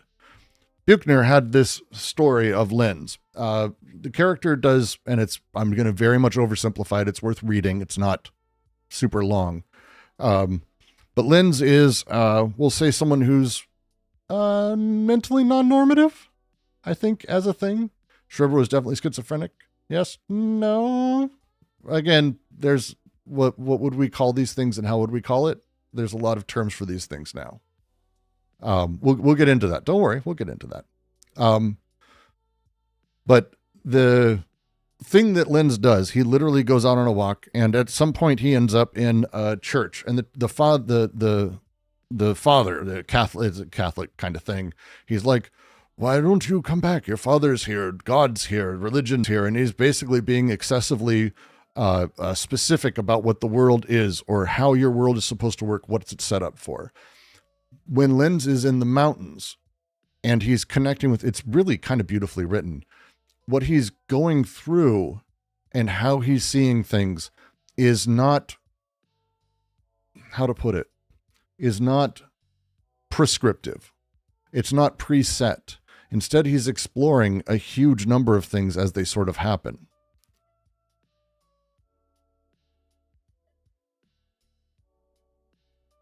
Oh. He's kind of just freely connecting. The two examples, the way that they quote it, and we'll go through it sort of sentence by sentence here because it's kind of super important that we actually do that. But they go through the examples and they talk through specifically how these things function. The Oedipal territorialities, get used to that phrasing, of the father, the mother, religion, God, what these things mean, and the all-encompassing nature of them. Breaking those apart and instead having this sort of free machinic connection as Lenz is going through these things. This is, for them, explaining how desiring production operates. And it does so as this schizophrenic, this autistic, that Lenz is sort of making his way through things and seeing the man-nature dichotomy dissolve. If you've ever really been out into the world of nature and sort of explored and had those moments where you lose the idea that you are man versus nature, or that you're out there doing, but instead you just sort of disappear into the background, you know what I'm talking about. And that's kind of the drive, the disappearing of that they sort of are going to be using to model. And that's this opening that they talk about. The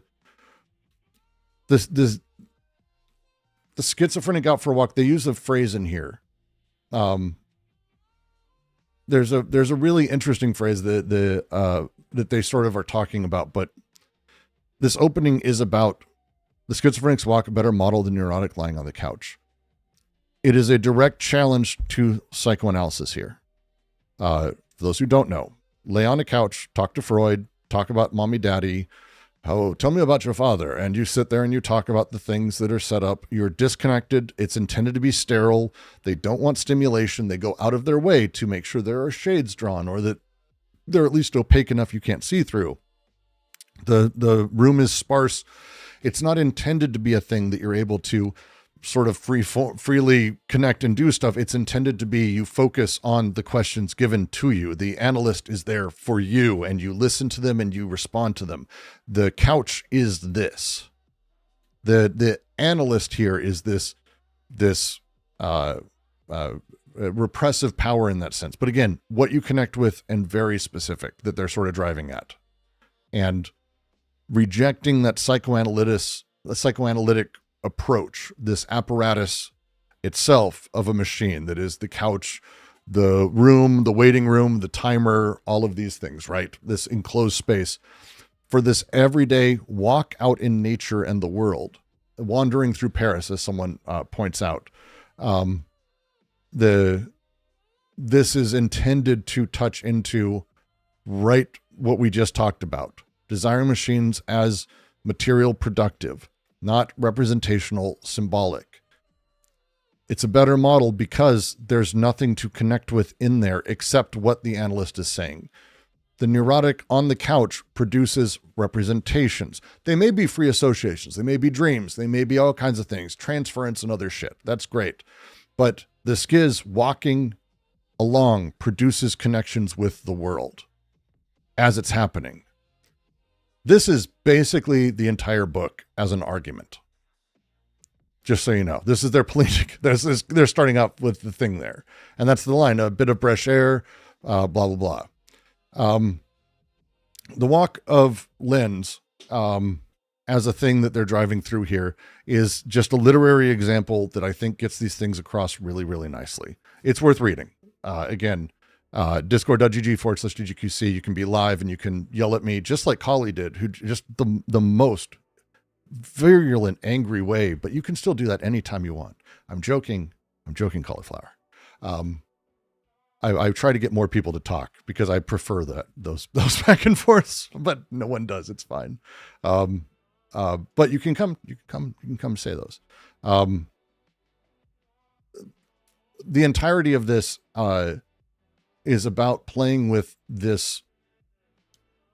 It's about playing with these things. They're giving ground in this literature for specific elements and specific ways to talk through. The lens argument here, as they're bringing up lens, it's almost like they're using it as a counterpoint to Freud's Wolfman or Little Hans. Freud's case is always demonstrated that there was a neurotic or a psychotic or blah, blah, blah structure trapped in this Oedipal setup. And they're saying, no, actually lens. And I think behavioral psych and cog-sci, I think, has proven and bore this out. But the process they're talking about is about open movement, is about open connection.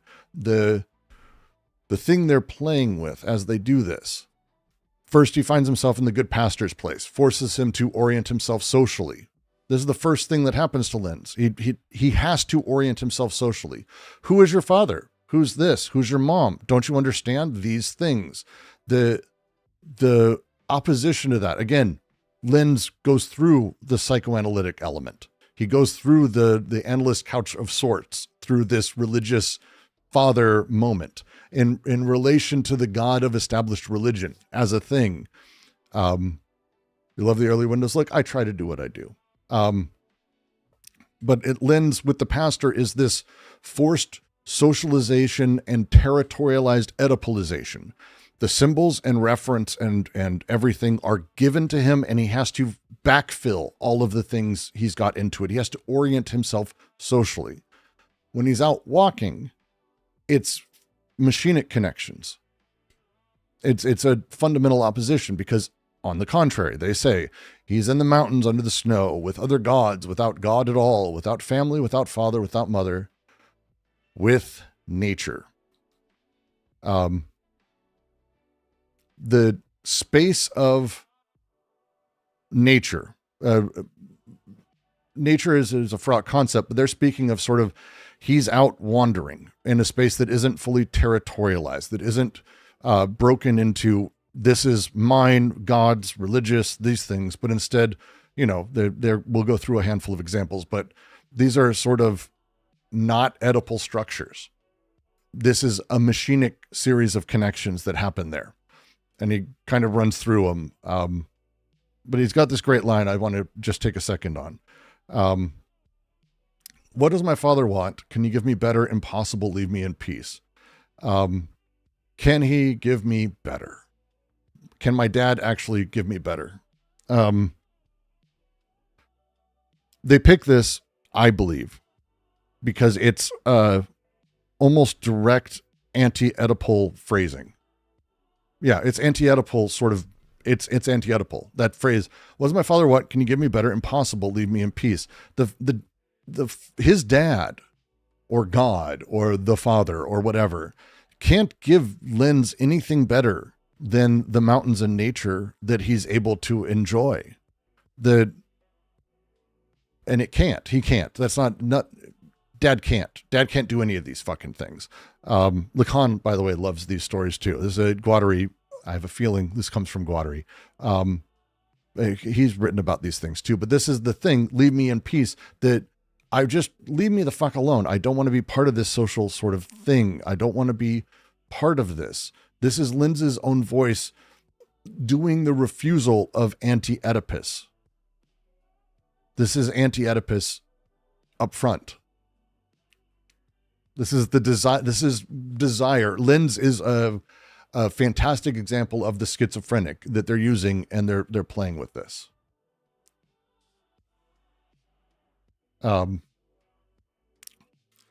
Everything functions as a machine. So the French is, this is a fun one, and I'm open to if anyone has ideas here. Everything functions as a machine. Or tout fait machine, which everything makes machine. Everything machines. Everything machines, I think, would be the other. I have it as everything functions as machine. It's not that everything is a machine. That is the other French. That's the other translation. I hate that a lot because it's not that everything is a machine. Is would be the wrong fucking word. Everything makes machinic. Everything does machine. everything does machine. Everything functions as a machine, I think, gets at the processual quality that Tufé has sort of in there. And it's a pretty significant thing, because what they're arguing, their specific argument is, again, things function as machines, not are machines. That they operate as machines. They make themselves into machines. It is not that things fundamentally, ontologically are machines. It's the difference of becoming and being, process and substance, verb and noun, and again, ontology versus metaphysics. Completely different beast. Hey, Brooks. Hello. If I just may. Please, Raiko. Hello. Hello. On the one hand, I think your translation of a Tufé machine as everything machines is exactly correct. I do too, but it sounds funny, and so I didn't do that. But I think it's right. But I think this is something I think lost between German or Swedish and English too, in that I'm doing something has to be translated as I do something, when I can just I'm somethinging, if you understand what I'm saying. Yes. Yeah. And in French, it goes the other way around. Like, there's even more of I do thinking, so to speak. No, it's I made the correction because I think everything machines, that was what I originally wanted to put there. I think I have that in the in my first run at this that I did on stream like a year and a half, 2 years ago. Because everything machines, I think it plays with an ambiguity, but again, it is like you're saying, getting rid of the central, everything is machines. Oh God, everything is a machine is a fucking terrible way to do that. But to even talk about things in the singular, everything becomes a machine, or everything is a machine. It's language is fun. Language is fun. I agree with you. The English translation here is really bad. I don't really understand how they arrived with that. Why is everything is a machine bad again? If machines are defined as systems of breaks, wouldn't that fit here? Again, it could, but 100% the French version of this absolutely would not have an is. Like these are things that they could write, and instead they choose Tufé machine. Oh, that correction doesn't work the other direction. That's okay. That's interesting. I'll have to fix that. But it's similar. It's similar to Logica Sense, and this is why I originally wanted to do it. A tree is not green. Trees green. A tree is greening. It's not that trees are green, or that tree is green, or that tree is brown. It's that trees green or trees brown. It's a very particular way that the language plays. And I really love how Deleuze plays with that. And I think that's what he's doing here, personally. So. There was another small thing I just wanted to mention. Oh, no. Ben posted a link to Jacques Bessé's Walk Through Paris. Yes. Earlier as a PDF. The Great Easter Ambulation. Yes. Yeah. That one alongside Lenz's Walk were both great inspirations for first chapter of this book. Yes. I just want to clarify that these are two different walks, but two very important walks. They are written down.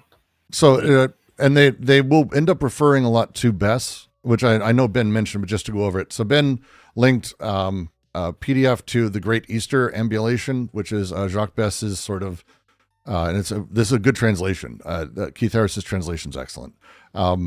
This is like the story that I think, to me, gets everything across really nicely, and I think they end up using a lot. It is not the same thing as Buchner's writing on Lenz. I mistook. I didn't see which one I know he I thought he posted, and he thought he posted. Good. Ben also thought he posted the thing I thought he did. I'll get it up. I'll get up Buchner's Lens. I have a translation of it I really like. I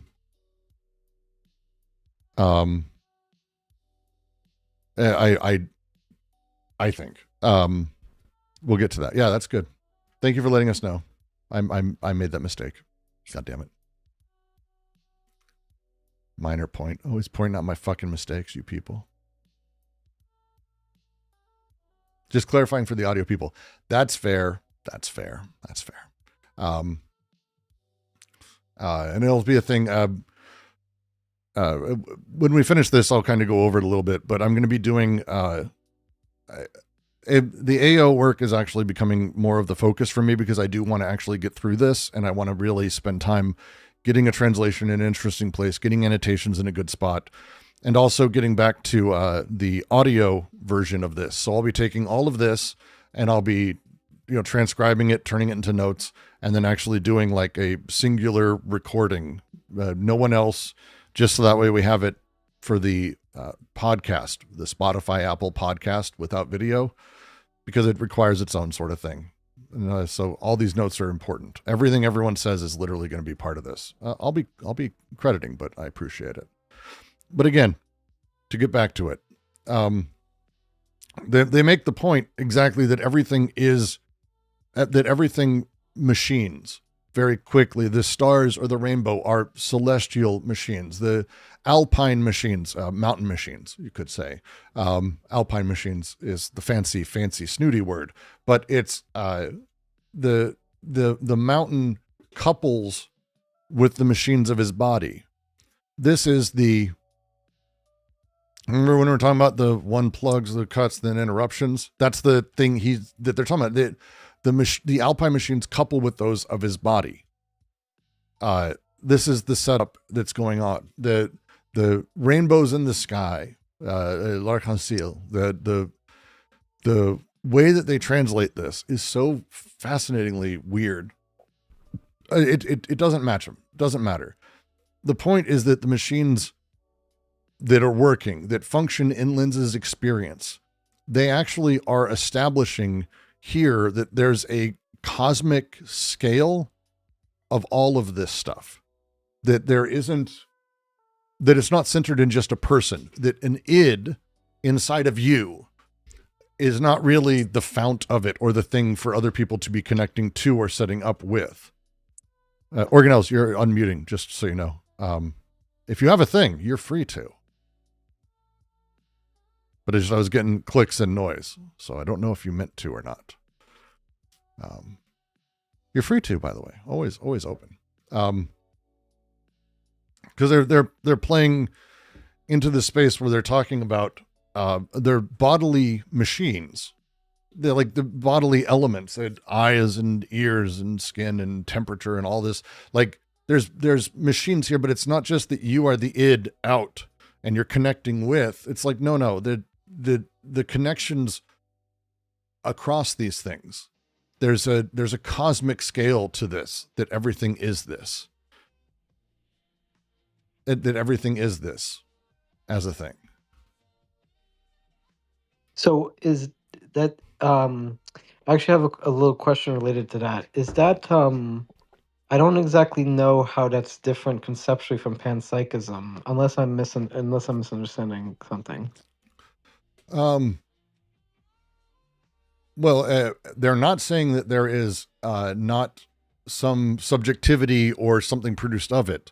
The panpsychism, and again, it depends on how you stretch terminology, and we can stretch it a lot of different ways, but it is not that there is a world psych, or that the world exists between me and other things, or everything is involved in producing the sort of psychic powers that are at force, or that there is a singular psychic, resonance across things.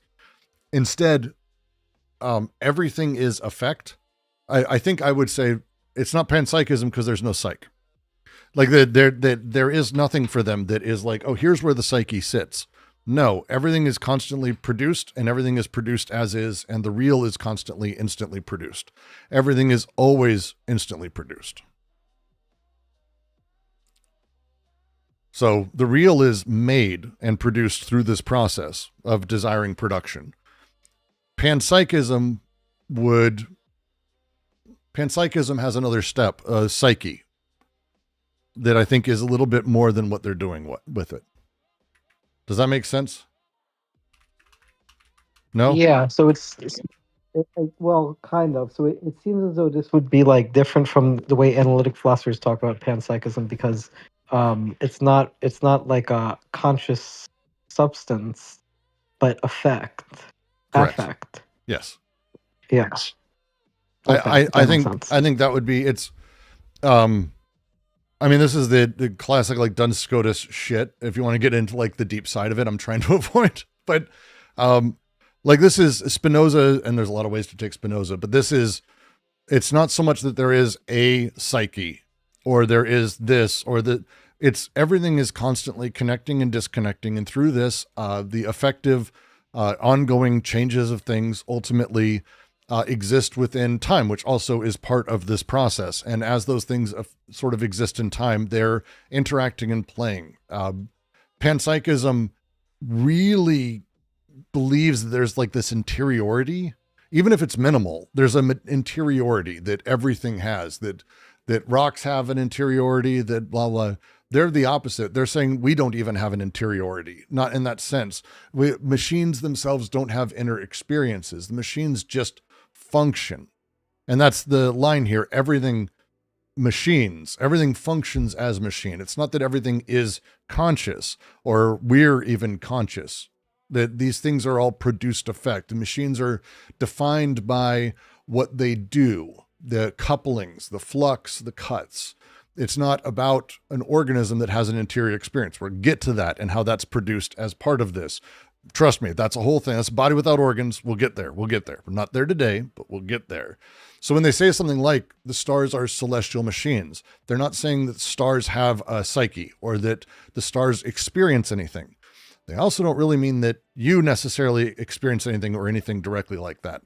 The stars function through, I don't know, in this sense, as sort of this electromagnetic radiation of gravitational forces, nuclear fusion, all of this, and the processes that they produce, mostly light, we could probably say, but those processes couple with other processes. Linz's eyes are another machine. Again, not an organ, machine. And when he's looking at the stars, they're connecting to that. There's a machine cut that's cutting the light flux and turning it into different things. So it's again, decentering all of it. Yeah. And this is interesting. And this actually does remind me of a lot of theories in contemporary physics, which views relations as fundamental and processes as fundamental and not substances. If I can recommend, just real quick, if I can recommend, Michel Serres has a book called Genesis that I like. Literally, the sentence you just said, I could say would be the thesis of it, because he carries on after Deleuze. But what Serres is doing is basically says, hey, we actually can just pull really good words for all the stuff we're talking about from science, because they're already making these moves. And it's a really interesting book, literally about what you just said, just to sort of throw out a random thing there. Really good read on that. I'll check it out. I have a video coming out on it if I ever get a chance to record it. But it's because it is about this thing. It's panpsychism.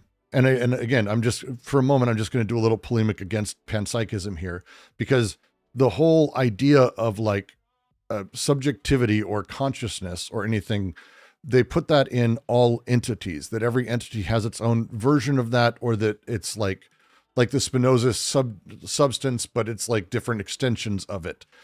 Yeah, it's for them, for this, they don't really look at subjectivity as a thing that exists in that same way. Like, they're not eliminating it as like an idea, but they're eliminating it entirely from sort of the ontological processes of things. They don't even have a distributed subjectivity here. Instead, it's that like what an error said, the impersonal it or id itself is still too unified, too much like a subject. Instead, it's the machinic unconscious is producing. They play the Buchner uses a phrase to have a soul for stones, which I fucking really like. I really like Buchner's writing. It's really, really pretty. To have a soul for stones. God, I love that. But that's like a really romantic Germanic, that's what Buchner did, that modernism. He was one of the early guys, but they translate that almost directly into this idea of becoming a chlorophylling machine or a photosynthesizing machine. The soul here, the soul for stones, they're using that, but that for them, it's another name for productive capacities, not really an interiority to it. It's a capacity of what it can produce. Does that make sense? Yeah, that makes sense. All right. It's an interesting discussion because it's this is the stuff like they're trying to attack and go on really fast and early on sort of through a lot of this. So I appreciate it. You cool with me getting back to it, or do you have another thing, or I'm happy to keep going. I think that's all. Cool. They have an uninterrupted noise of machines. He thought it must be a feeling of infinite beatitude. I prefer this translation so much to theirs. To be touched by the deep life of all form, to have a soul for stones, metals, waters, and plants, to welcome in himself all objects of nature dreamily, as flowers absorb air with the growth and decay of the moon. I'm just going to skip a little bit here because the phrase that is, I think, formative here is Lenz placed himself before the distinction man-nature, before all the orientation that this distinction conditions. It's such a crisp, this is a direct translation of the French, like in a boring way. And I think it's so crisp on its own. Lenz's experience simply doesn't have man-nature as a distinction. Not as we talk about it, not that dichotomy that sort of is the monkey on the back of modern society. All the coordinates, subject, object, interior, exterior, all the stuff we were just talking about, they depend on this distinction of man nature. And it's the first thing that they say sort of disappears. Lenz placed himself before the distinction of man nature, before all the orientations, that distinction conditions. That distinction conditions so fucking much of everything. And this is the thing. Lenz put himself before that, before he could be conditioned to that, before how he would see things would first go, well, I'm man, and therefore then this, and I'm also a son, and I'm also this, blah, blah, blah, blah, blah, blah, blah. No, that's what the pastor is trying to force Lenz to do. He wants him to come into the social space and see himself first as man before nature. But the mountain walk has dissolved this entirely. He does not live nature, but as process of production. Production process I have here. Either way. Process of production is probably better, actually. In the French, it's, that's probably better. Yeah, it's probably better. But it doesn't, I'll fix that. But it's, again, the thing. What it means when you place yourself before that distinction, it means that nature is experienced not as a passive object of something you're thinking about, but instead as active, co-productive processes. Marx, this is Gundries, right? Nature is not pre-given. I suggest you read Marx. Marx is pretty cool and has occasionally a pretty good idea or two across a bunch of different books. Nature is a thing that is produced through labor. Things are produced through labor. D&G are radicalizing Marx. It's that nature is producing itself through desiring production. Nature is not raw material for human production. That's the dichotomy. Instead, it is itself production. It's a whole sidestep of that.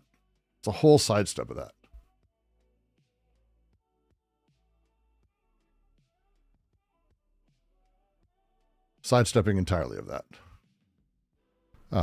I like it. I like it. Read, you wrote a paragraph. Give me a second. A process that produces. Yeah, probably. Yeah, I'm going to go with that, actually.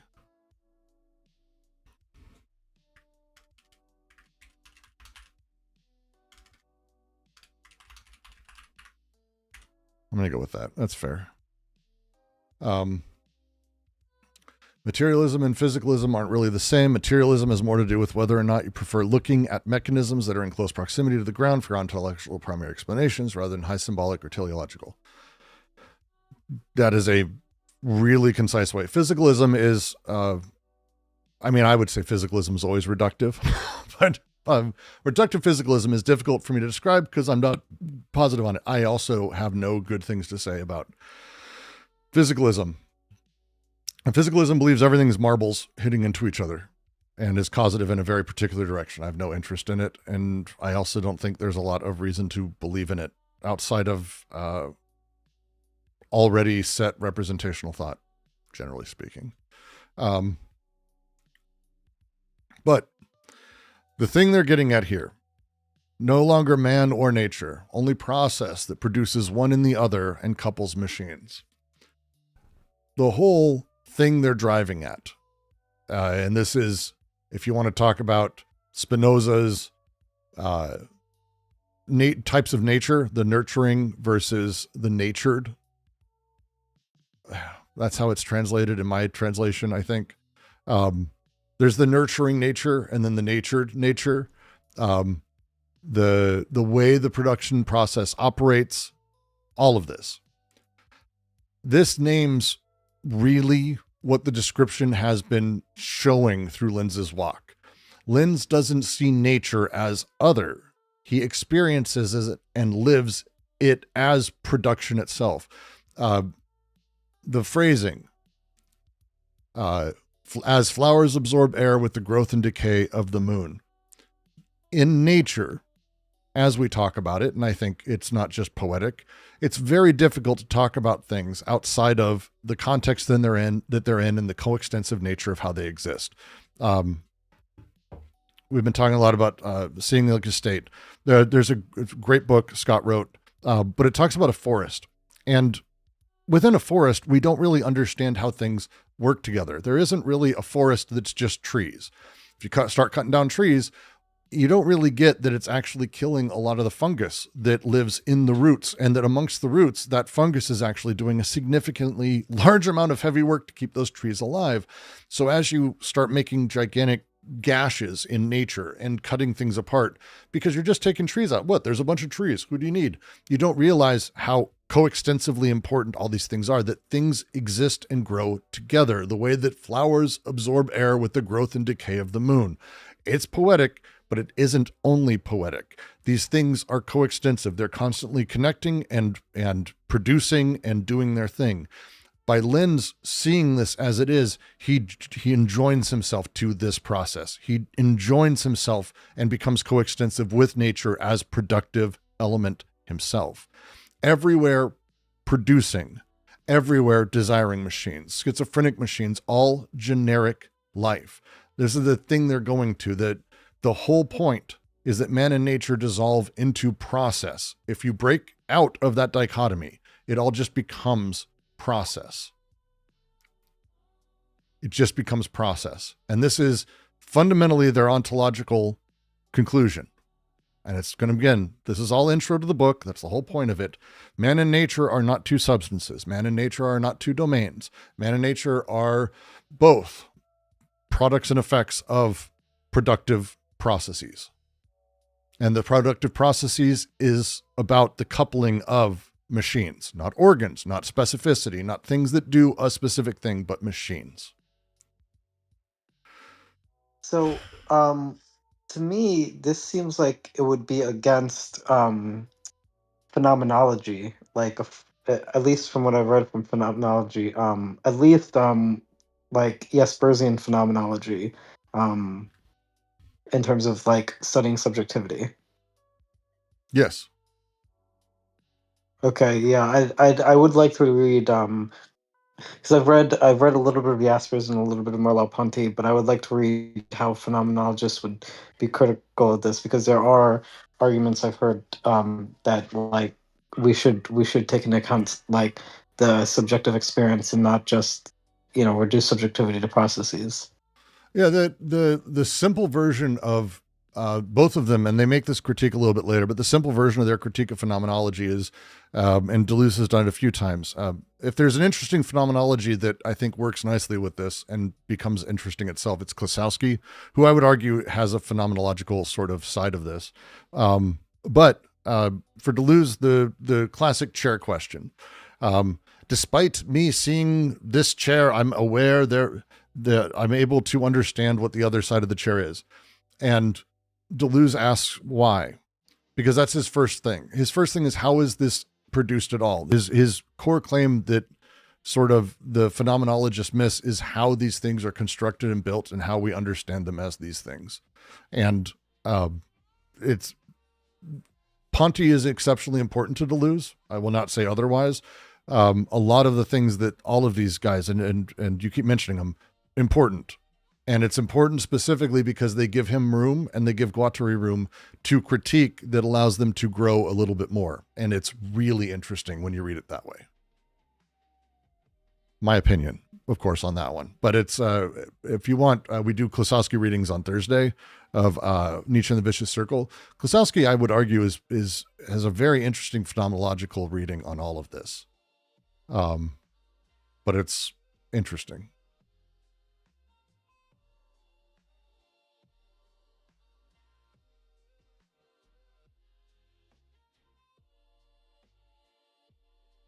Cool. DNG take a phenomenological approach. One sec. Only so far in that they draw a parallel between design and production and social production. Yeah. And he takes that. I mean, that's Klosowski's fundamental thing. So it's kind of a fun thing. Go ahead, Raiko. What's up? No, I just wanted to say that as someone who was doing forest excursions, exploring lichens on old oak trees many years ago, your comparison with trees and fungus is spot on for this. It's not mine. I'd love to say it's mine, but it's one that they actually are going to end up using. And Guattari, in his three ecology, Guattari uses the same space a lot. I'd love to say it's mine, but it's just one of those things that we don't understand as we talk about these things. That all of these things, it's not that they're all connected, it's that they're all constantly producing through connection. And that's the big deal, is the connection being the center of it. It's not that a thing produces and then another thing captures that. Like trees produce fruit and animals eat the fruit. It's like, yeah, there's a lot more coextensivity to all of this than just that, simplistic second grade understanding of biology. No, I understand that, and I read Guattari's Trois Ecologies too. So I just wanted to point that out from people listening, that for those of us who've been out in the forest looking at this stuff under a microscope, like, yes, this is absolutely true. I just wanted to mention that. No, and allow me to translate. Three Ecologies is an excellent book. Three Ecologies for those who need it. Felix Guattari's Three Ecologies. Stunning work, actually. Stunning work. And then we get to the last line. Everywhere producing or desiring machines, schizophrenic machines, all generic life, me, non-me, exterior, interior, no longer want to mean anything. There's a universality in the singular here that is really fun to play with. I got in this argument a few times, and it's really fun. But the thing they're getting at is that the machines of desire, the desiring machines, are everywhere. They are these machines. They are life itself as a generic process. They are all generic life. It's an awkward phrasing. Like, generic is such an awkward fucking phrasing, but that's what they're getting at. It's this is the thing, right? Like, it's this is the productive process of things. This dissolves every binary that exists, including subject, object, interior, exterior, all of it. They're dissolving all of these things. And that's where they end with me, non-me, exterior, interior, no longer want to mean anything. I love that fucking word so much. It's an odd construction of a sentence. The original says they no longer have any meaning whatsoever, but that's not really the French. And someone else can correct me on it specifically if they want. Just post it in here and I'll show you in a second.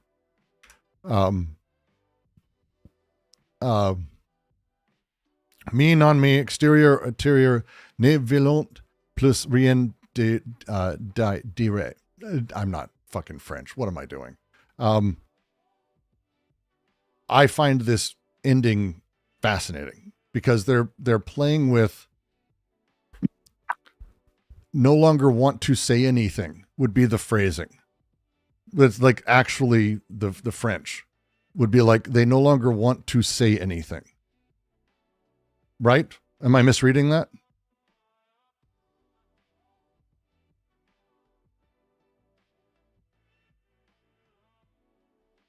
They no longer push towards a meaning. It's these categories actively refuse it. They're not lacking it passively. It's a literal translation. I know. And that's the part that's really, in the original, they just say no longer mean anything. That's if you read it literally. I'm trying to read it literally. I don't think they mean passively here. I don't think it's passive. Anyone disagree? Feel free. I want that.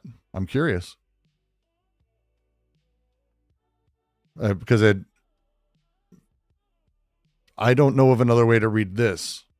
Violent is like very particular. Violent plus rien dire. I don't.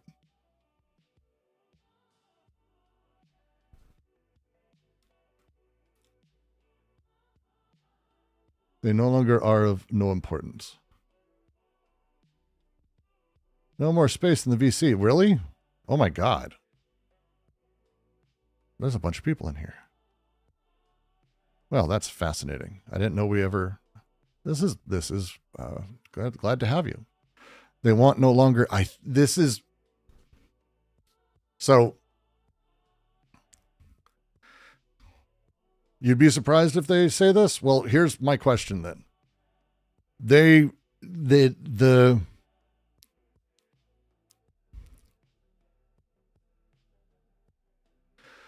push for desire, libido, the way that these things seems to work throughout the book for me and all of their other writings as well, is that not to sort of say there's a natural state, but that desire when trapped is malformed. That to take from Klosowski, the way that the intensities of these things push is not towards ever being captured. That they are constantly doing their thing. Simply the way we say mean, I'd be careful not to reach too far into interpretations. Okay. The violent plus rien dire is, I think, an interesting phrasing for me. And maybe I'm overthinking it. Entirely possible. That would not be new for me. But again, I'm also getting people in here who are just like, hey, wait. That's maybe.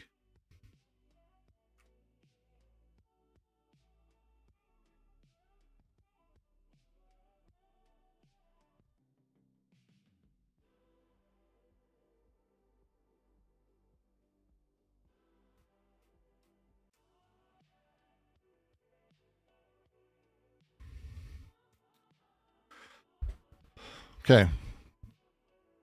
If we're breaking apart, let's do it. I have notes on this to stupid degrees. So, that last little bit, right, was what we're going to go over right now. That last little bit, partout des machines, producteur des rentes, the machines, schizophrene, the entire last little bit. I want to go over it. everywhere machines, it's not et desirantes, producing and desiring machines, doesn't make them two types. They're going very specifically. These things are a type. Everywhere producing or desiring machines. Probably, or it's not an and. Producing or desiring machines. These are the same things. No, it's not. It's not that. There's a producing machines, machines produce, desiring machines, machines that desire, but desire itself is productive because desire does not lack. It doesn't come from lack. It doesn't come from an absence. So as we get to that last little bit, the nous voulons plus render, I understand that it's easier to say. They're meaningless. They no longer have meaning. But that would add a passivity to this. I would argue is specific. Lenz, in this very paragraph, actively refuses, actually. And connections actively refuse and are refused by the BWO, by representation. Desiring machines are refused by representation as like an ontological thing for the process of this. They write about this extensively.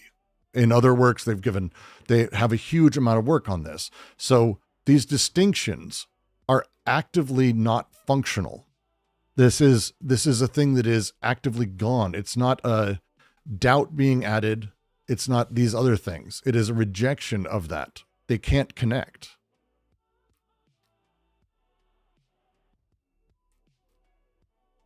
That's how I read this. And I'm 100% fucking overdoing it. Don't get me wrong.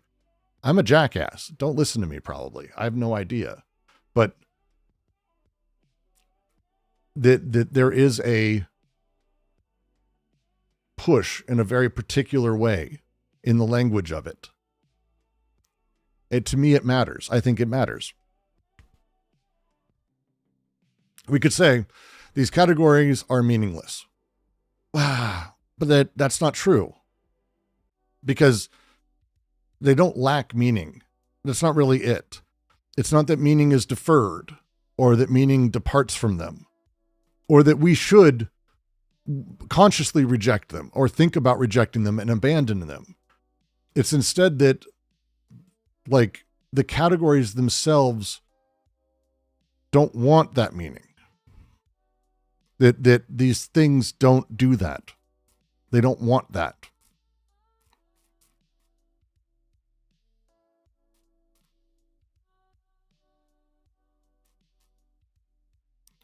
It's again, it's refusal of it. It's tough. Yeah. Sorry, go ahead. I mean, this has definitely different connotations than in English, where you could say meaningless to translate the same thing. But here, there's you don't need to talk about a lack of meaning. If that's clear. Yeah, no, Right. I'm just going back over and I know I'm overthinking it. Please say that one more time for me, Estelle. Oh, well, there's clearly a difference in connotations in the French, because in English you would have to say that it is lacking in meaning, that it is meaningless, if you want to make it short. But here you don't have to say that. You can just say that they are not saying anything. So you could say, all right, so let's just to go back and relook at it. Because it's a particular part of a sentence, me, non-me, exterior, interior. So it's not that desiring machines themselves want nothing. It's that the concept of me or non-me, exterior or interior, those no longer want to mean anything. Prior to this, and they kind of just say specifically, one sec, that these distinctions condition. These distinctions want certain things to be in particular orders. So it's not that it's me and non-me, exterior, interior, they're meaningless, but it's particular. It's that those things no longer want to mean something. They no longer are determinant of the processes and what's being produced. They no longer condition things. So the subject, the subject of that last bit, nous voulons plus rien dire, is specifically me, non-me. I'm just looking at the French is really interesting, because it is like the Patron. Yeah, I carried it over nice. So it's, there is no longer everywhere producing or desiring machines. The schizophrenic machines, all generic life. Then after a colon, which is in French, it's so frustrating how that's used so differently. Me, non-me, exterior, interior. These concepts, these ideas no longer condition meaning. Could be another way of saying it. Because they themselves are meaningless. Me and non-me lose all meaning. They don't have meaning. They no longer want meaning in a certain direction. They are things that, fuck. I had it for a second. I lost it again. Sorry.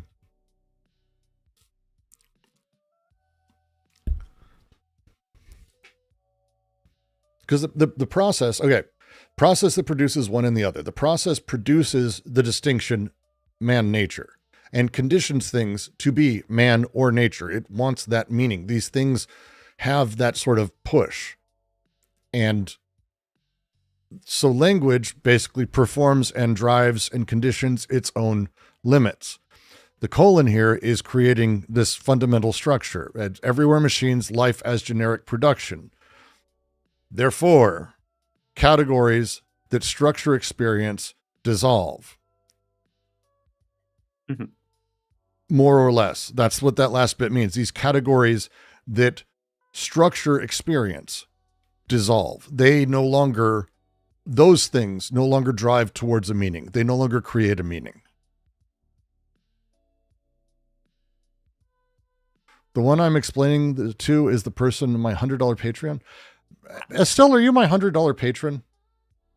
No, I'm not even subscribed to your Patreon. I didn't think so. I actually don't think I have. Did I get a $100 patron? Fuck, I need to pay more attention to this shit. We don't do any specific Patreon content, so everyone who joins, I appreciate it genuinely because it's what lets me do this. But we don't have anything paywalled, and we never will. So it's an awkward thing, and it's very easy to get sucked into. Well, actually, they're not dissimilar from this. Oh, I don't have a fucking $100 patron. Who fucking said that? You motherfuckers. Is there even an option? I mean, I put it in as one, but no one takes it. No one's doing that. I figured fucking, why not? If someone wants to give me $100, someone wanted to one time, and I think they did it for a month and then they canceled, but it was like 2 years ago. Because it's better than YouTube. That's what it was. It was better than YouTube because YouTube takes a third of everything, whereas Patreon takes 3% or whatever. As I understand it here, the meaning of the sentence would be close to exterior and interior. It cannot be distinguished. Such the category cannot be when the hiking process happens.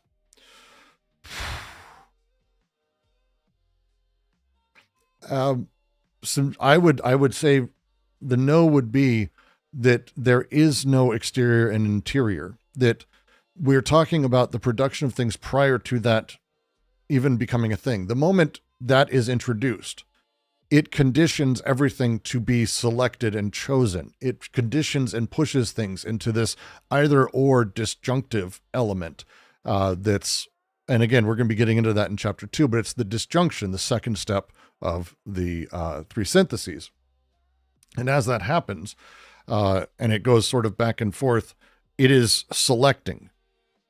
And there is things pushing. I think want is incredibly important here, or at least that in the sentence, want is probably the wrong word because the original French doesn't things don't want in that sense. That's again like a personal want, but there is a drive towards a conditioned answer. And that drive, that impetus, that that push towards it is important to that. I think it's important to that. So it's like me and non-me, exterior and interior, no longer push towards the meaning of anything, no longer have the force towards defining things. I would approach this with, I think there's like a dynamic systems approach to this, wherein we could say that the internals of like living things are chaotic and cannot be, they can't be put on rails and determined.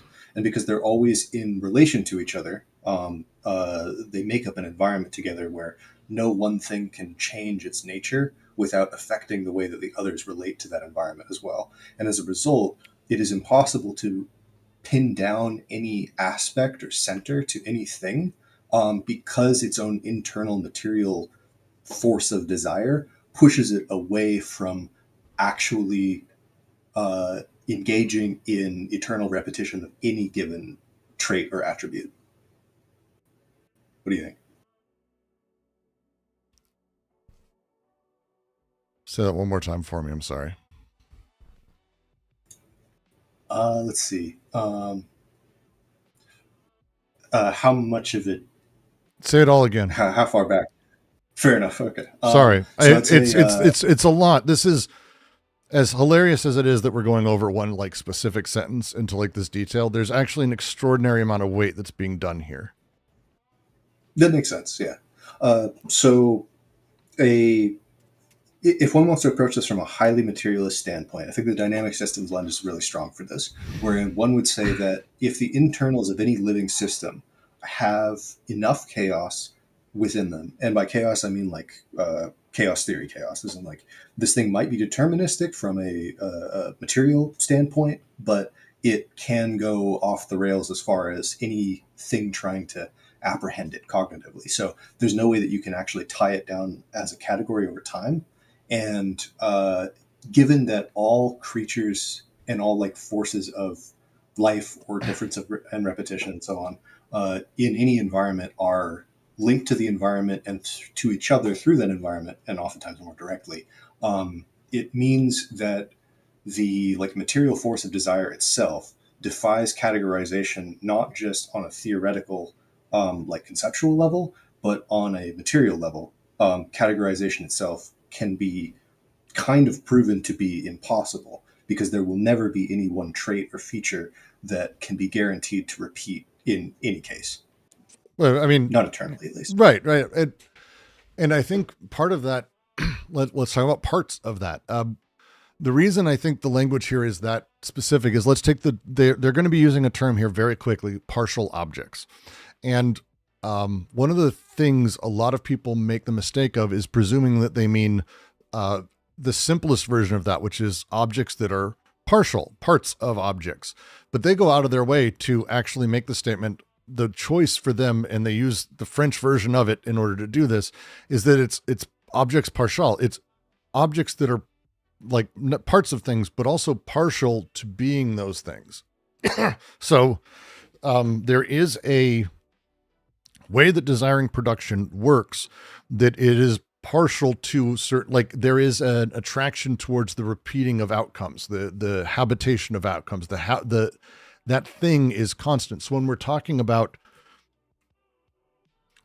categories of things are generally pushing towards that. They're pushing towards categories. Categories create their own drive towards things.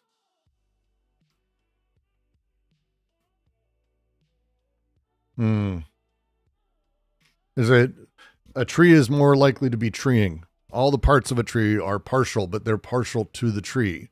They're doing these things. That's an interesting wordplay I wasn't aware of. That's actually that makes good sense, because it reminds me of I haven't dug into Simondon enough to actually know. Oh no, it's sure 100% Simondon. Like Simondon is like okay. 100%, 100. I can't even tell you. We have amazing readings of, I think, everything Simondon's done now, or everything that's been translated into English, certainly on the QC. And I can't recommend them enough. The guys who run it, Like, it's a specialty. They're way better at this than I am when it comes to explaining. And it's a tiny group, so they get interrupted almost not at all. And they're able to just really explicate. But 100%, this is the thing. So when we talk about like the me, non-me, exterior, interior, well, these are categories of things. They're not neutral in the process of desiring production, presuming that these things have a neutrality, or that there isn't a push or a drive, or that they aren't angling, or like that there's not attraction, repulsion happening within these investments socially. That would be amiss. Like they're not, I don't believe, and I would need a lot of writing and people proven otherwise. I don't believe they're coming up with an idealized category that exists outside of space and time of desire. They're talking about the actual production of things as we have that, as we experience it. And as such, there's always this sort of drive towards, and that push that's happening, the will to power of sorts, that is the way a thing wants to mean what it means, or a category wants to become what it becomes. These things have attractive, repulsive processes that they go through in this book explicitly. So I may entirely be absolutely overreading this, but it's that level of like partial objects, partial, they're partial, which that kind of shit makes me go, well, fuck these fuckers. Production is not the same as creation, is it? Also, everyone who wants to donate use Streamlabs since YouTube takes a cut. Very fair, Goddard. It's true. I do have a Streamlabs thing, but it's more fun to watch solar buttholes dance on screen. So I get why people donate. For some reason, the chat thing keeps disconnecting. I'll have it fixed next time, but I do want to thank you for your $10, 10 euros in honor of this new journey, solar rays for everyone. It's very much appreciated. It's going to be a long journey. If you can't realize, this is going to be this is going to be a long reading. Like, it's going to be like 2 paragraphs, maybe a week. So it's going to be a long, long reading. But I want to leave this open. I'm not going to change because I do not think what I had here no longer want to mean anything. It is a hyper literal translation, and I may be overreading it. I think there might be better ways to write specifically this. What I will say is, in the English version, I really hate it. I hate that. The self and non-self, outside and outside, no longer have any meaning whatsoever. I don't think that makes any sense. And it doesn't also fit, because that eliminates so very, very much of things. So it's a challenge for me. But we'll leave that open in here. There's no space for this in English. There's no space for a lot of things. Partial objects are not partial because they express preference, choice, or subjective selection. They're partial because they function prior to and independently of any unified subject or whole subject. Yes. But not also. We'll get into that, Josh's. We'll get into that. Is there an implication to wanted to mean something in the first place? Me and non-me, me, or the exterior or interior experience of me, becomes determinant of and condition of language and other things that are used after that, specifically. And that's the point of like this paragraph and the previous, I believe. When they say everything functions as machine, there's no privileged subject. There's none of that stuff, right? But when they start talking about how, let's see, what does my father want? Can you give me better? Impossible. Leave me in peace. The contraries in the mountains under the snow, the way God, religion, mothers, forces him to orient himself socially. The language around representational thought throughout this, the previous paragraph, and I would say the book, is that these conditioned elements have a direction. There's a fascizing tendency in them. They get into this. But when we start having these things as being me, the privation, the territorialities of things, they do have a diagrammatic of sorts that is outlaying and laying out forces and things at play that they don't want. Want is the wrong phrasing, but that again, because you wouldn't translate it as want. French doesn't use that, but instead it's a drive. There's a push for it. That's the thing that they're doing here. What do they mean by abstract machines then? Well, that's what an abstract machine is a me, non-me, the large abstract concepts, ideas. These are abstract machines. That's what they're driving at. And it's a lot.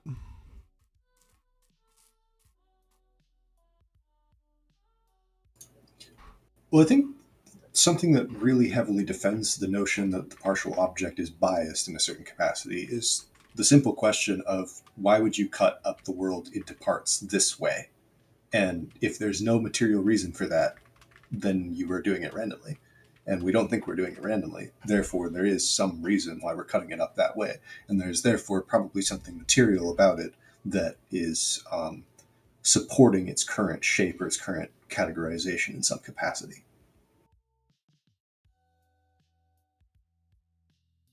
That's how I read it. And again, my example of partial objects, I'm not taking that from nowhere. It's in the book. It's and it's not just me. It's incredibly important. Even the original translation, the English one that I tend to shit on as a thing, goes out of its way to talk about how in the original French they actually have both being used, and they vary them. Their specific quote, and I can bring up the PDF if you want, but I have it written down, is we have chosen to translate objets partiels throughout as partial objects rather than as part objects, as in Melanie Klein. In anticipation of this point in the book, this is why this footnote is important, where they shift from Klein's concepts of partial objects as part of, hence as an incomplete part of a lost unity or totality, towards a concept of partial objects as biased evaluating intensities that know no lack and are capable of selection of organs at a molecular level. To call them part organs presumes a totality. That's what they're moving away from. It's why they make the move towards partial, which is its own fucking entire thing. This is a specific move they make, actually, in chapter 2 of this book, specifically. Like, they go out of their way to do this. So early, they go, yeah, no, partial objects, because they're parts of things. But that would be a problem, because it presumes the thing that is the whole, which makes no sense with what we just read, right? The whole doesn't exist, which means the whole no longer wants that. Like, that doesn't work anymore. Instead, there's intensities and biased elements that are in place with these desiring machines and these pieces of things. They're biased themselves. They're not impartial objects. They're partial objects. They have their own sort of pushes and everything. They aren't just purely simple neutral fragments of things. They shift its meaning throughout the entire book. Like, it's kind of wild. And it's really an interesting thing that took me a long time to see also, because in the English, we don't have subtle words between partial, all this other shit. It just means, but they mean the literal same thing. They're homonyms. They sound and look identical, and they have drastically different meanings. So that is where we start playing with. And if they're doing that, and they 100% are doing that in the French. They're 100% doing that in the French. Because again, Melanie Klein's partial objects is born out of lack. Partial objects want to become whole because they are missing the whole. That is the whole point. The breast is partial because it's incomplete as a thing. It is a fragment of the whole mother. That's what the infant lacks. But that's born of lack. That can't be what they're doing here in any capacity, because they're fundamentally against lack as a thing. Lack is produced. Lack isn't the thing things come with. So the breast machine is a partial object because it selects, it's evaluating of sorts. It's partial to this. It has partiality to certain connections over others. Right? So the mouth machine that couples with the breast machine does so instead of connecting with the anus machine for kind of preferential reasons. There's reasons for this. It's not out of a lack of wholeness. These things are set up in that way. But also, partial objects themselves are productive. They're productive elements that select and evaluate. They're not partial symbolic fragments of things. This is like, thank you very much, Ido. Nietzsche. This is Nietzsche's perspectivism. Every drive has its own perspective. It is evaluating, it is preferring, it is selecting, not as like a person does, but it's doing some play like that. And so every partial object is biased. It has some level of evaluative intensive capacity. Holland is the one who pointed this out to me and says it beautifully. Partial objects for schizoanalysis register the competing claims made by disparate drives to process experience according to divergent criteria of value, or what Nietzsche might call differing perspectives. This is particular. These drives are baked in. Things are not neutral. This is why it's important to me, as I take this, when we say me and Nami, exterior and interior, those things, maybe you could say,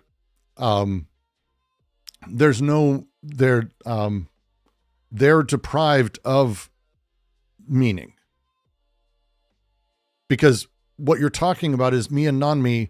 If you exist way before these things and things come together before that, and these things are way downstream and they're just words that you just use because they're not determinant of processes afterwards, because they would be selective. They are selective. They're choosing the things. They're selective either or. But if you go before this, the schizophrenic machines, those things aren't part of the drives. The drives exist before them. A difference that makes a difference. A difference that makes a difference. It's huge. Thank you, by the way. Could be interpreted as whole object can't stay in a fixed way and can be reshaped as soon as someone does another categorization.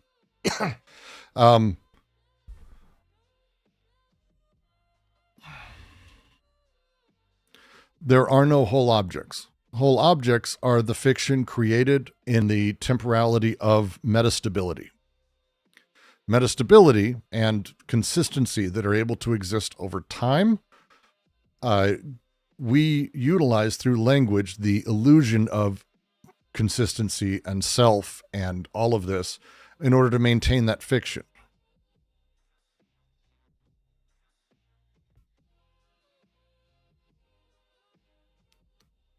Whether it's partial or whole depends on context. Yes, but they become very explicit about it, actually, as they go on. Later on, it's very, very, very specific. But here it's important too. With the breast machine, like again, when we get into Klein's partial objects, they make this critique very specific. It's not that they're parts of larger things. A baby's mouth prefers one breast over the other, but desires both, different intensities. It's a selective process. But again, the machine is selective. These things are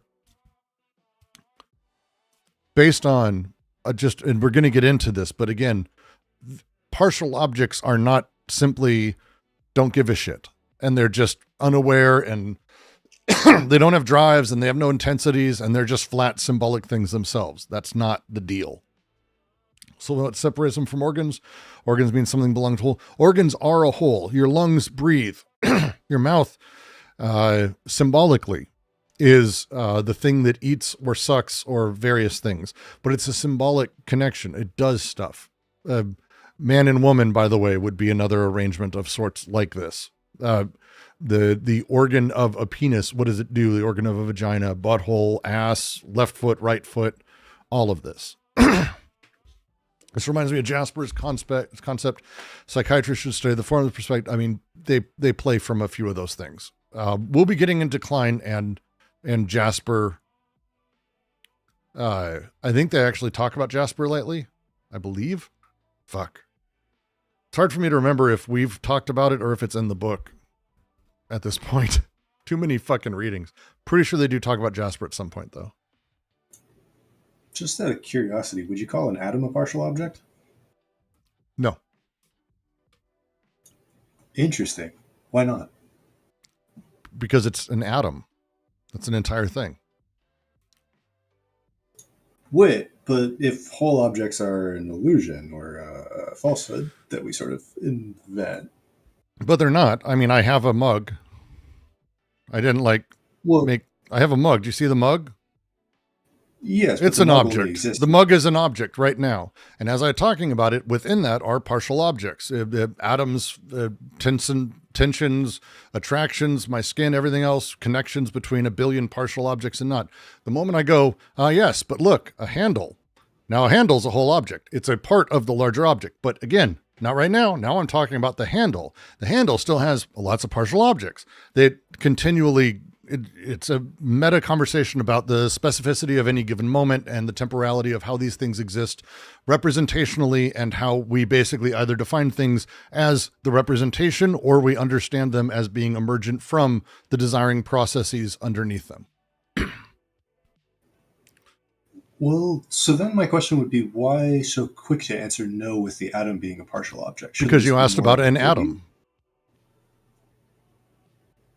But our atoms engage in similar, basically really, really low-level cognition as the rest of us, and they just do it in a massive process that, when put together, turns into the things that we are. Sure. Are they not? But an atom is literally the subject of the sentence we're talking about. It's an object. It's a whole object. It's parts of other things, sure. But that's not what we're talking about, and it's also not what it would be during that. It becomes its own representation in totality. Brooks, can be a whole object. But also, if I'm talking about America, I'm not. So, well, okay. Then I'm confused. Are we talking about an atom as like a representation divorced from reality, or like a specific atom in the world, I guess? I mean, I don't know. It's your sentence. Is it, though? When you gave an answer, you must have had an interpretation, right? I mean, you were asking about an atom, the concept of atom. Sort of. I mean, I don't. Were you talking about? Right? Can you point the one you were talking to? I would like to. Unfortunately, I don't necessarily have the tools, but we could assume that there's a certain dynamic object in question. Would that one be a partial object? But it's again, it's the whole subject of the thing. It's not partial.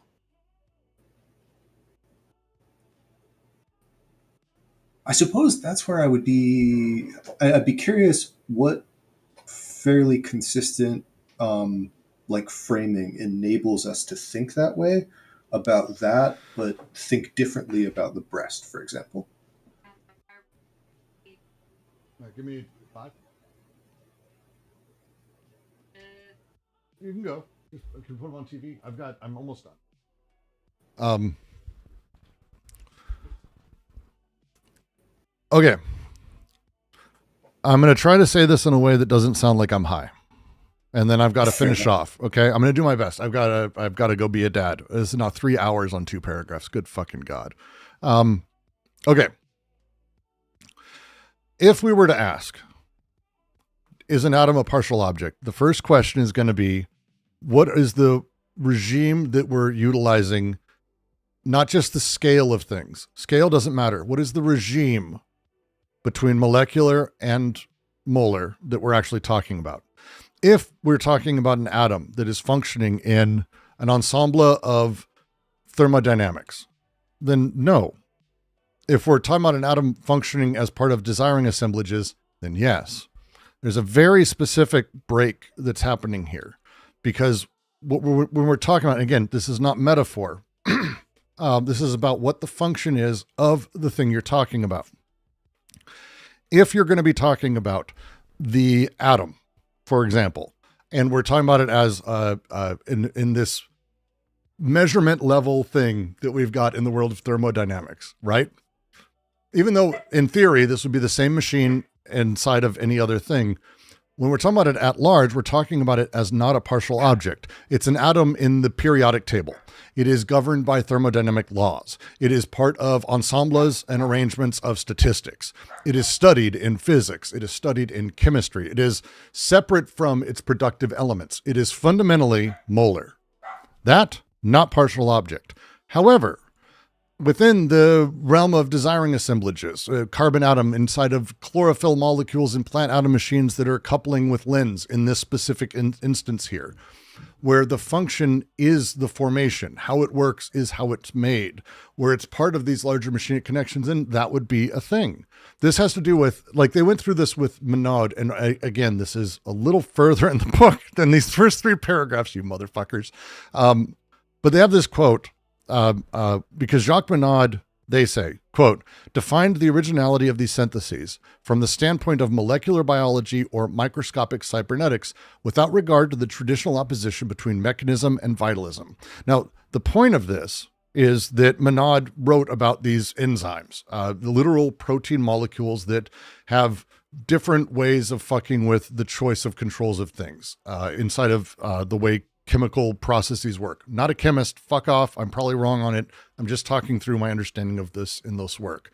But these things operate indirectly. They select elements that things couple with.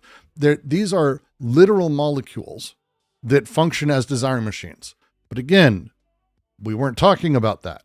That is its own thing. And that's again, not really desiring machines, because as soon as you break it up and we're talking about the representation of the thing and we're talking about it at large, now we're back to the same regime. These things take place and these things play not as one or the other. They play at once, and we derive meaning from these things. We derive from them. Desiring machines and social machines are not different things. This is how we discuss them. So when we talk about Brooks voting, or I go do this, or how I'm about to fucking close this stream and everyone's going to be really sad, or whatever the fuck. These are actualized desiring machines because they're social machines. But this is not different than the other stuff. It's about how we're referring to it and how we're talking about it, because that shifts our conversation. Is it product or production? Production is going to be, again, the function formulation that we were talking about. This is the process of things. You wouldn't talk about an atom there, but if you're talking about it separate from production as a finished entry in the thing or as a measurement, even if you're talking about, oh, it'd be part of all these, but this is what it is, you're now talking about it as a molar aggregate. And this would be physics and chemistry as usual, because they utilize these abstractions as particular measurements and functions within a larger mathematical physics science schema that sort of plays. And that's the difference here. So if we talk about it within physics, no, atoms in a periodic table, talking about an atom, or talking about quanta within quantum mechanics, that none of this would be molecular. It's all molar, even if it's microscopically tiny and part of processes, because it is talked about as an entire product, a finished, totalized thing that measures and is what's measured. It is a representation fundamentally, separate from the formation and the entire thing. It obeys laws of statistics, not just what you're seeing or what it is or what it's producing. If it's within a larger arrangement of desiring arrangement and assemblages, the same atom, if it's coupling in these ways, and we're talking about the process of things, that can be set up in that way. That's the difference. That makes sense. I suppose where I would be stuck then is the question of why the same thinking might not necessarily apply to the breast, for example. Well, because, I mean, they literally do. That's their point. Got it. Okay. That was where I was here, let me put it this way. If you want to talk about the atom machine or the breast machine, there you go. If you want to talk about the breast or the atom, there you go. Does that make sense? Yes. I have a really weird question. How Yes. about, is the atom as the whole object also a partial object of a linguistic network? Say that one more time. Is the atom as a whole object also a partial object as a part of the linguistic meaning network, basically?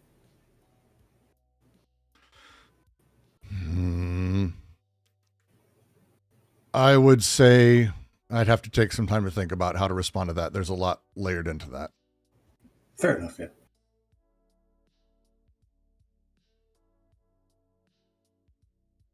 Because when you think about it, the whole object is also a machine, right?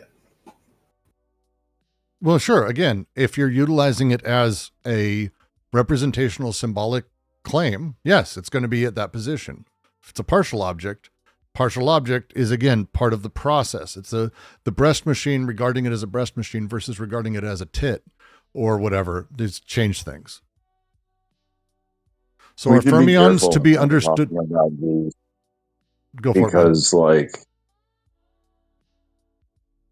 we're getting into this quagmire of like whole objects and global persons. I know. So that's a Kleinian thing. Well, that's Right? going to be The chapter important 2. thing for Deleuze and Guattari is that are no whole objects. This is a Deleuze point from the beginning of his career. The world is partes extra partes. There are no totalizing totalities. There are no unifying unities. All wholes are artificial. They're fictional. They're creations. They're Correct. So when we talk about partial objects and whole objects, we have to like let's just it's like there's no whole objects for Deleuze and Guattari in their conception of things. Yep. The whole is produced as a part. The whole is a part produced alongside all the other parts. Yes.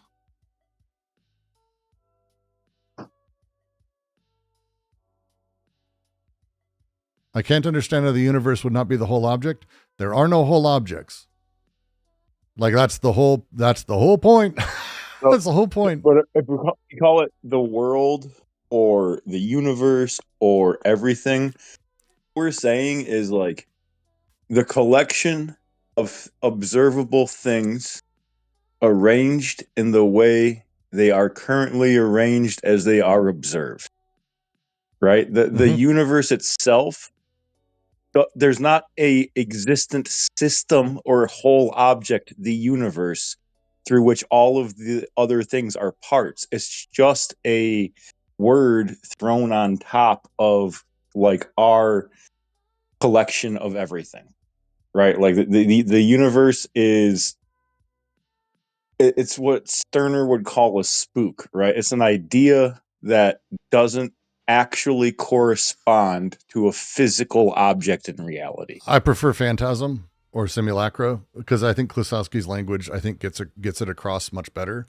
It's all simulacra. It's all that. Yeah. So what we can say, yes, the atom, for example, as a whole object is an entirety. There's no such thing as an atom.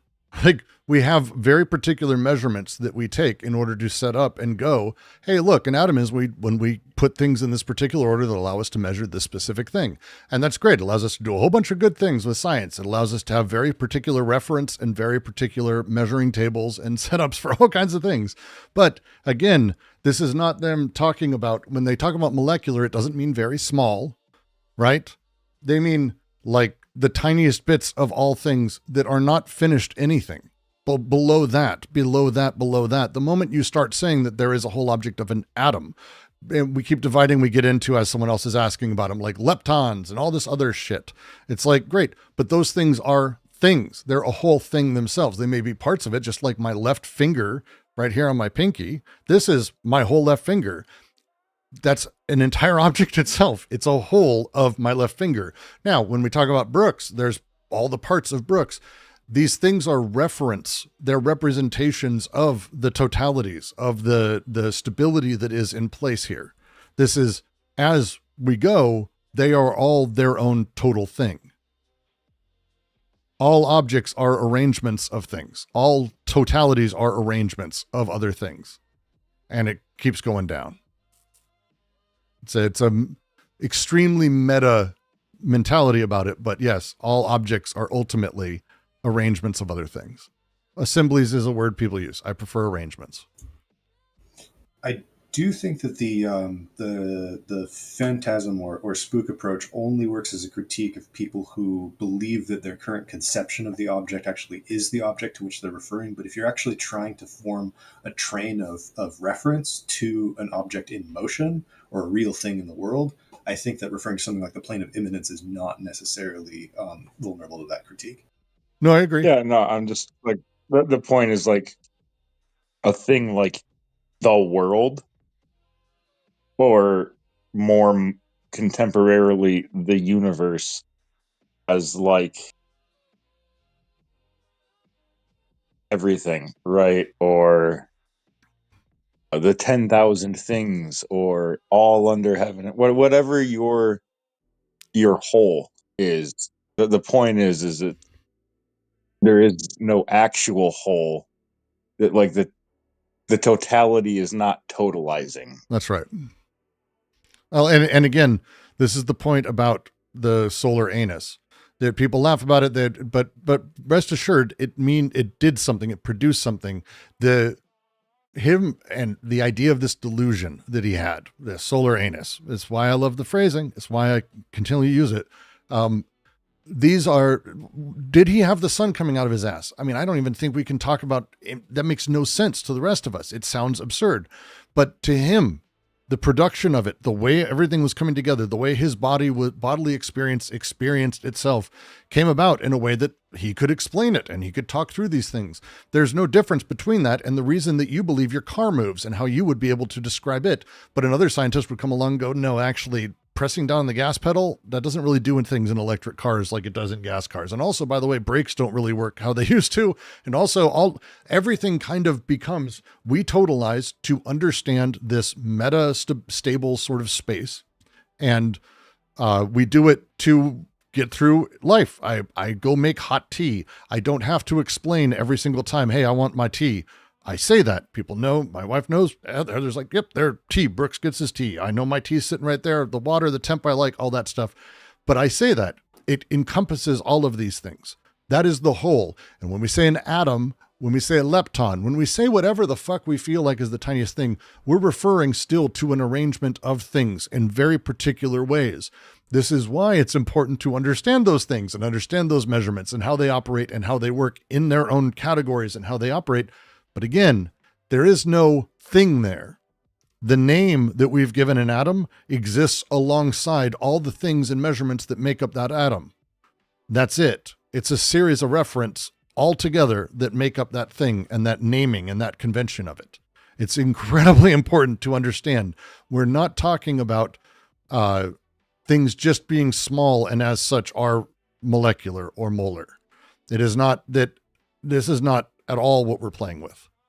These things are about how we regard and make meaning in the world and how specifically, just to bring this back, to be a chlorophylling machine or a photosynthesizing machine, to let one's body slip like a piece into such machines.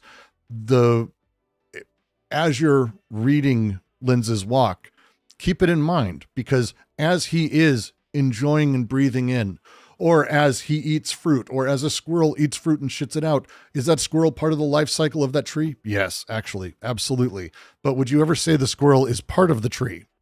No, because we've decided these are the categories. We've set them up into this specific arrangement, the specific way, and we totalize them. But those totals are constructed as part of this process that exists in time with political, social, and all these other pressures that, again, exist in this representational space, putting pressure on all of the desiring production that is happening underneath it, trying to get us to orient ourselves socially, to get Lens to do that, to put these pressures on desiring production across the board instead of simply being emergently allowed to connect as however he connects, which is much more of a drive as a thing. That's probably the closest I'm going to say that. I have to go be a dad. My kids are in the next room, and I don't want to just leave them on screens as I do this. Das Ding, did you have a thing to say? No. Okay. I've got some errors that showed up with the chat again, which is no surprise. No one should be shocked. I have shit fucking coding ability. It's fine. But I do want to say thank all of you.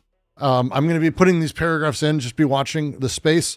Discord.gg/DGQC. Come say hi anytime you fucking want. Of course, if you want to support this, Patreon's the best way. Patreon.com/DGQC. Also, stream elements links throughout the chat. Always great.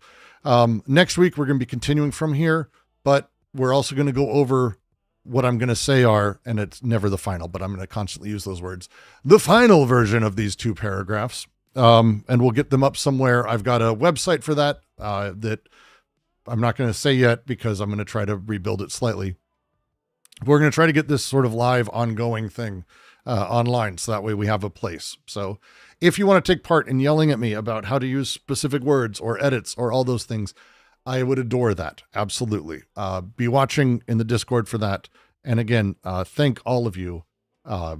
It's really fun. I missed this level of interaction. This is why I wanted to put myself in a weird spot of like, these are terrible. Brexit terrible at this. I think it'd be fun. So that'll be great. So who do I send you to? Let's see. Oh God, Envy and Sunday are both live. Envy's doing We Have Never Been Modern, which is Bruno Latour, and Sunday is doing, I don't know, something else. We're going to raid into Envy. Scheduled for 3:20. Oh, wait. Envy may not be live quite yet. Sunday live? Is anyone actually live? Or is everyone just scheduling things around this? Because I think they're like, don't fuck with Brooks today. He's not in the mood. Well, Sunday's actually live. Oh, they're both fucking live. They just both went live. I'm going to raid into fucking more theory. Because that's what you people need, is more theory. Go do some Bruno Latour, give some love to Envy. And of course, I will see you all soon enough.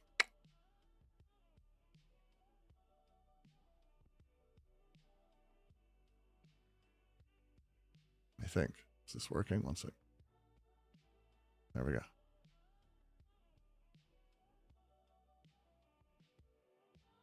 There. Boom.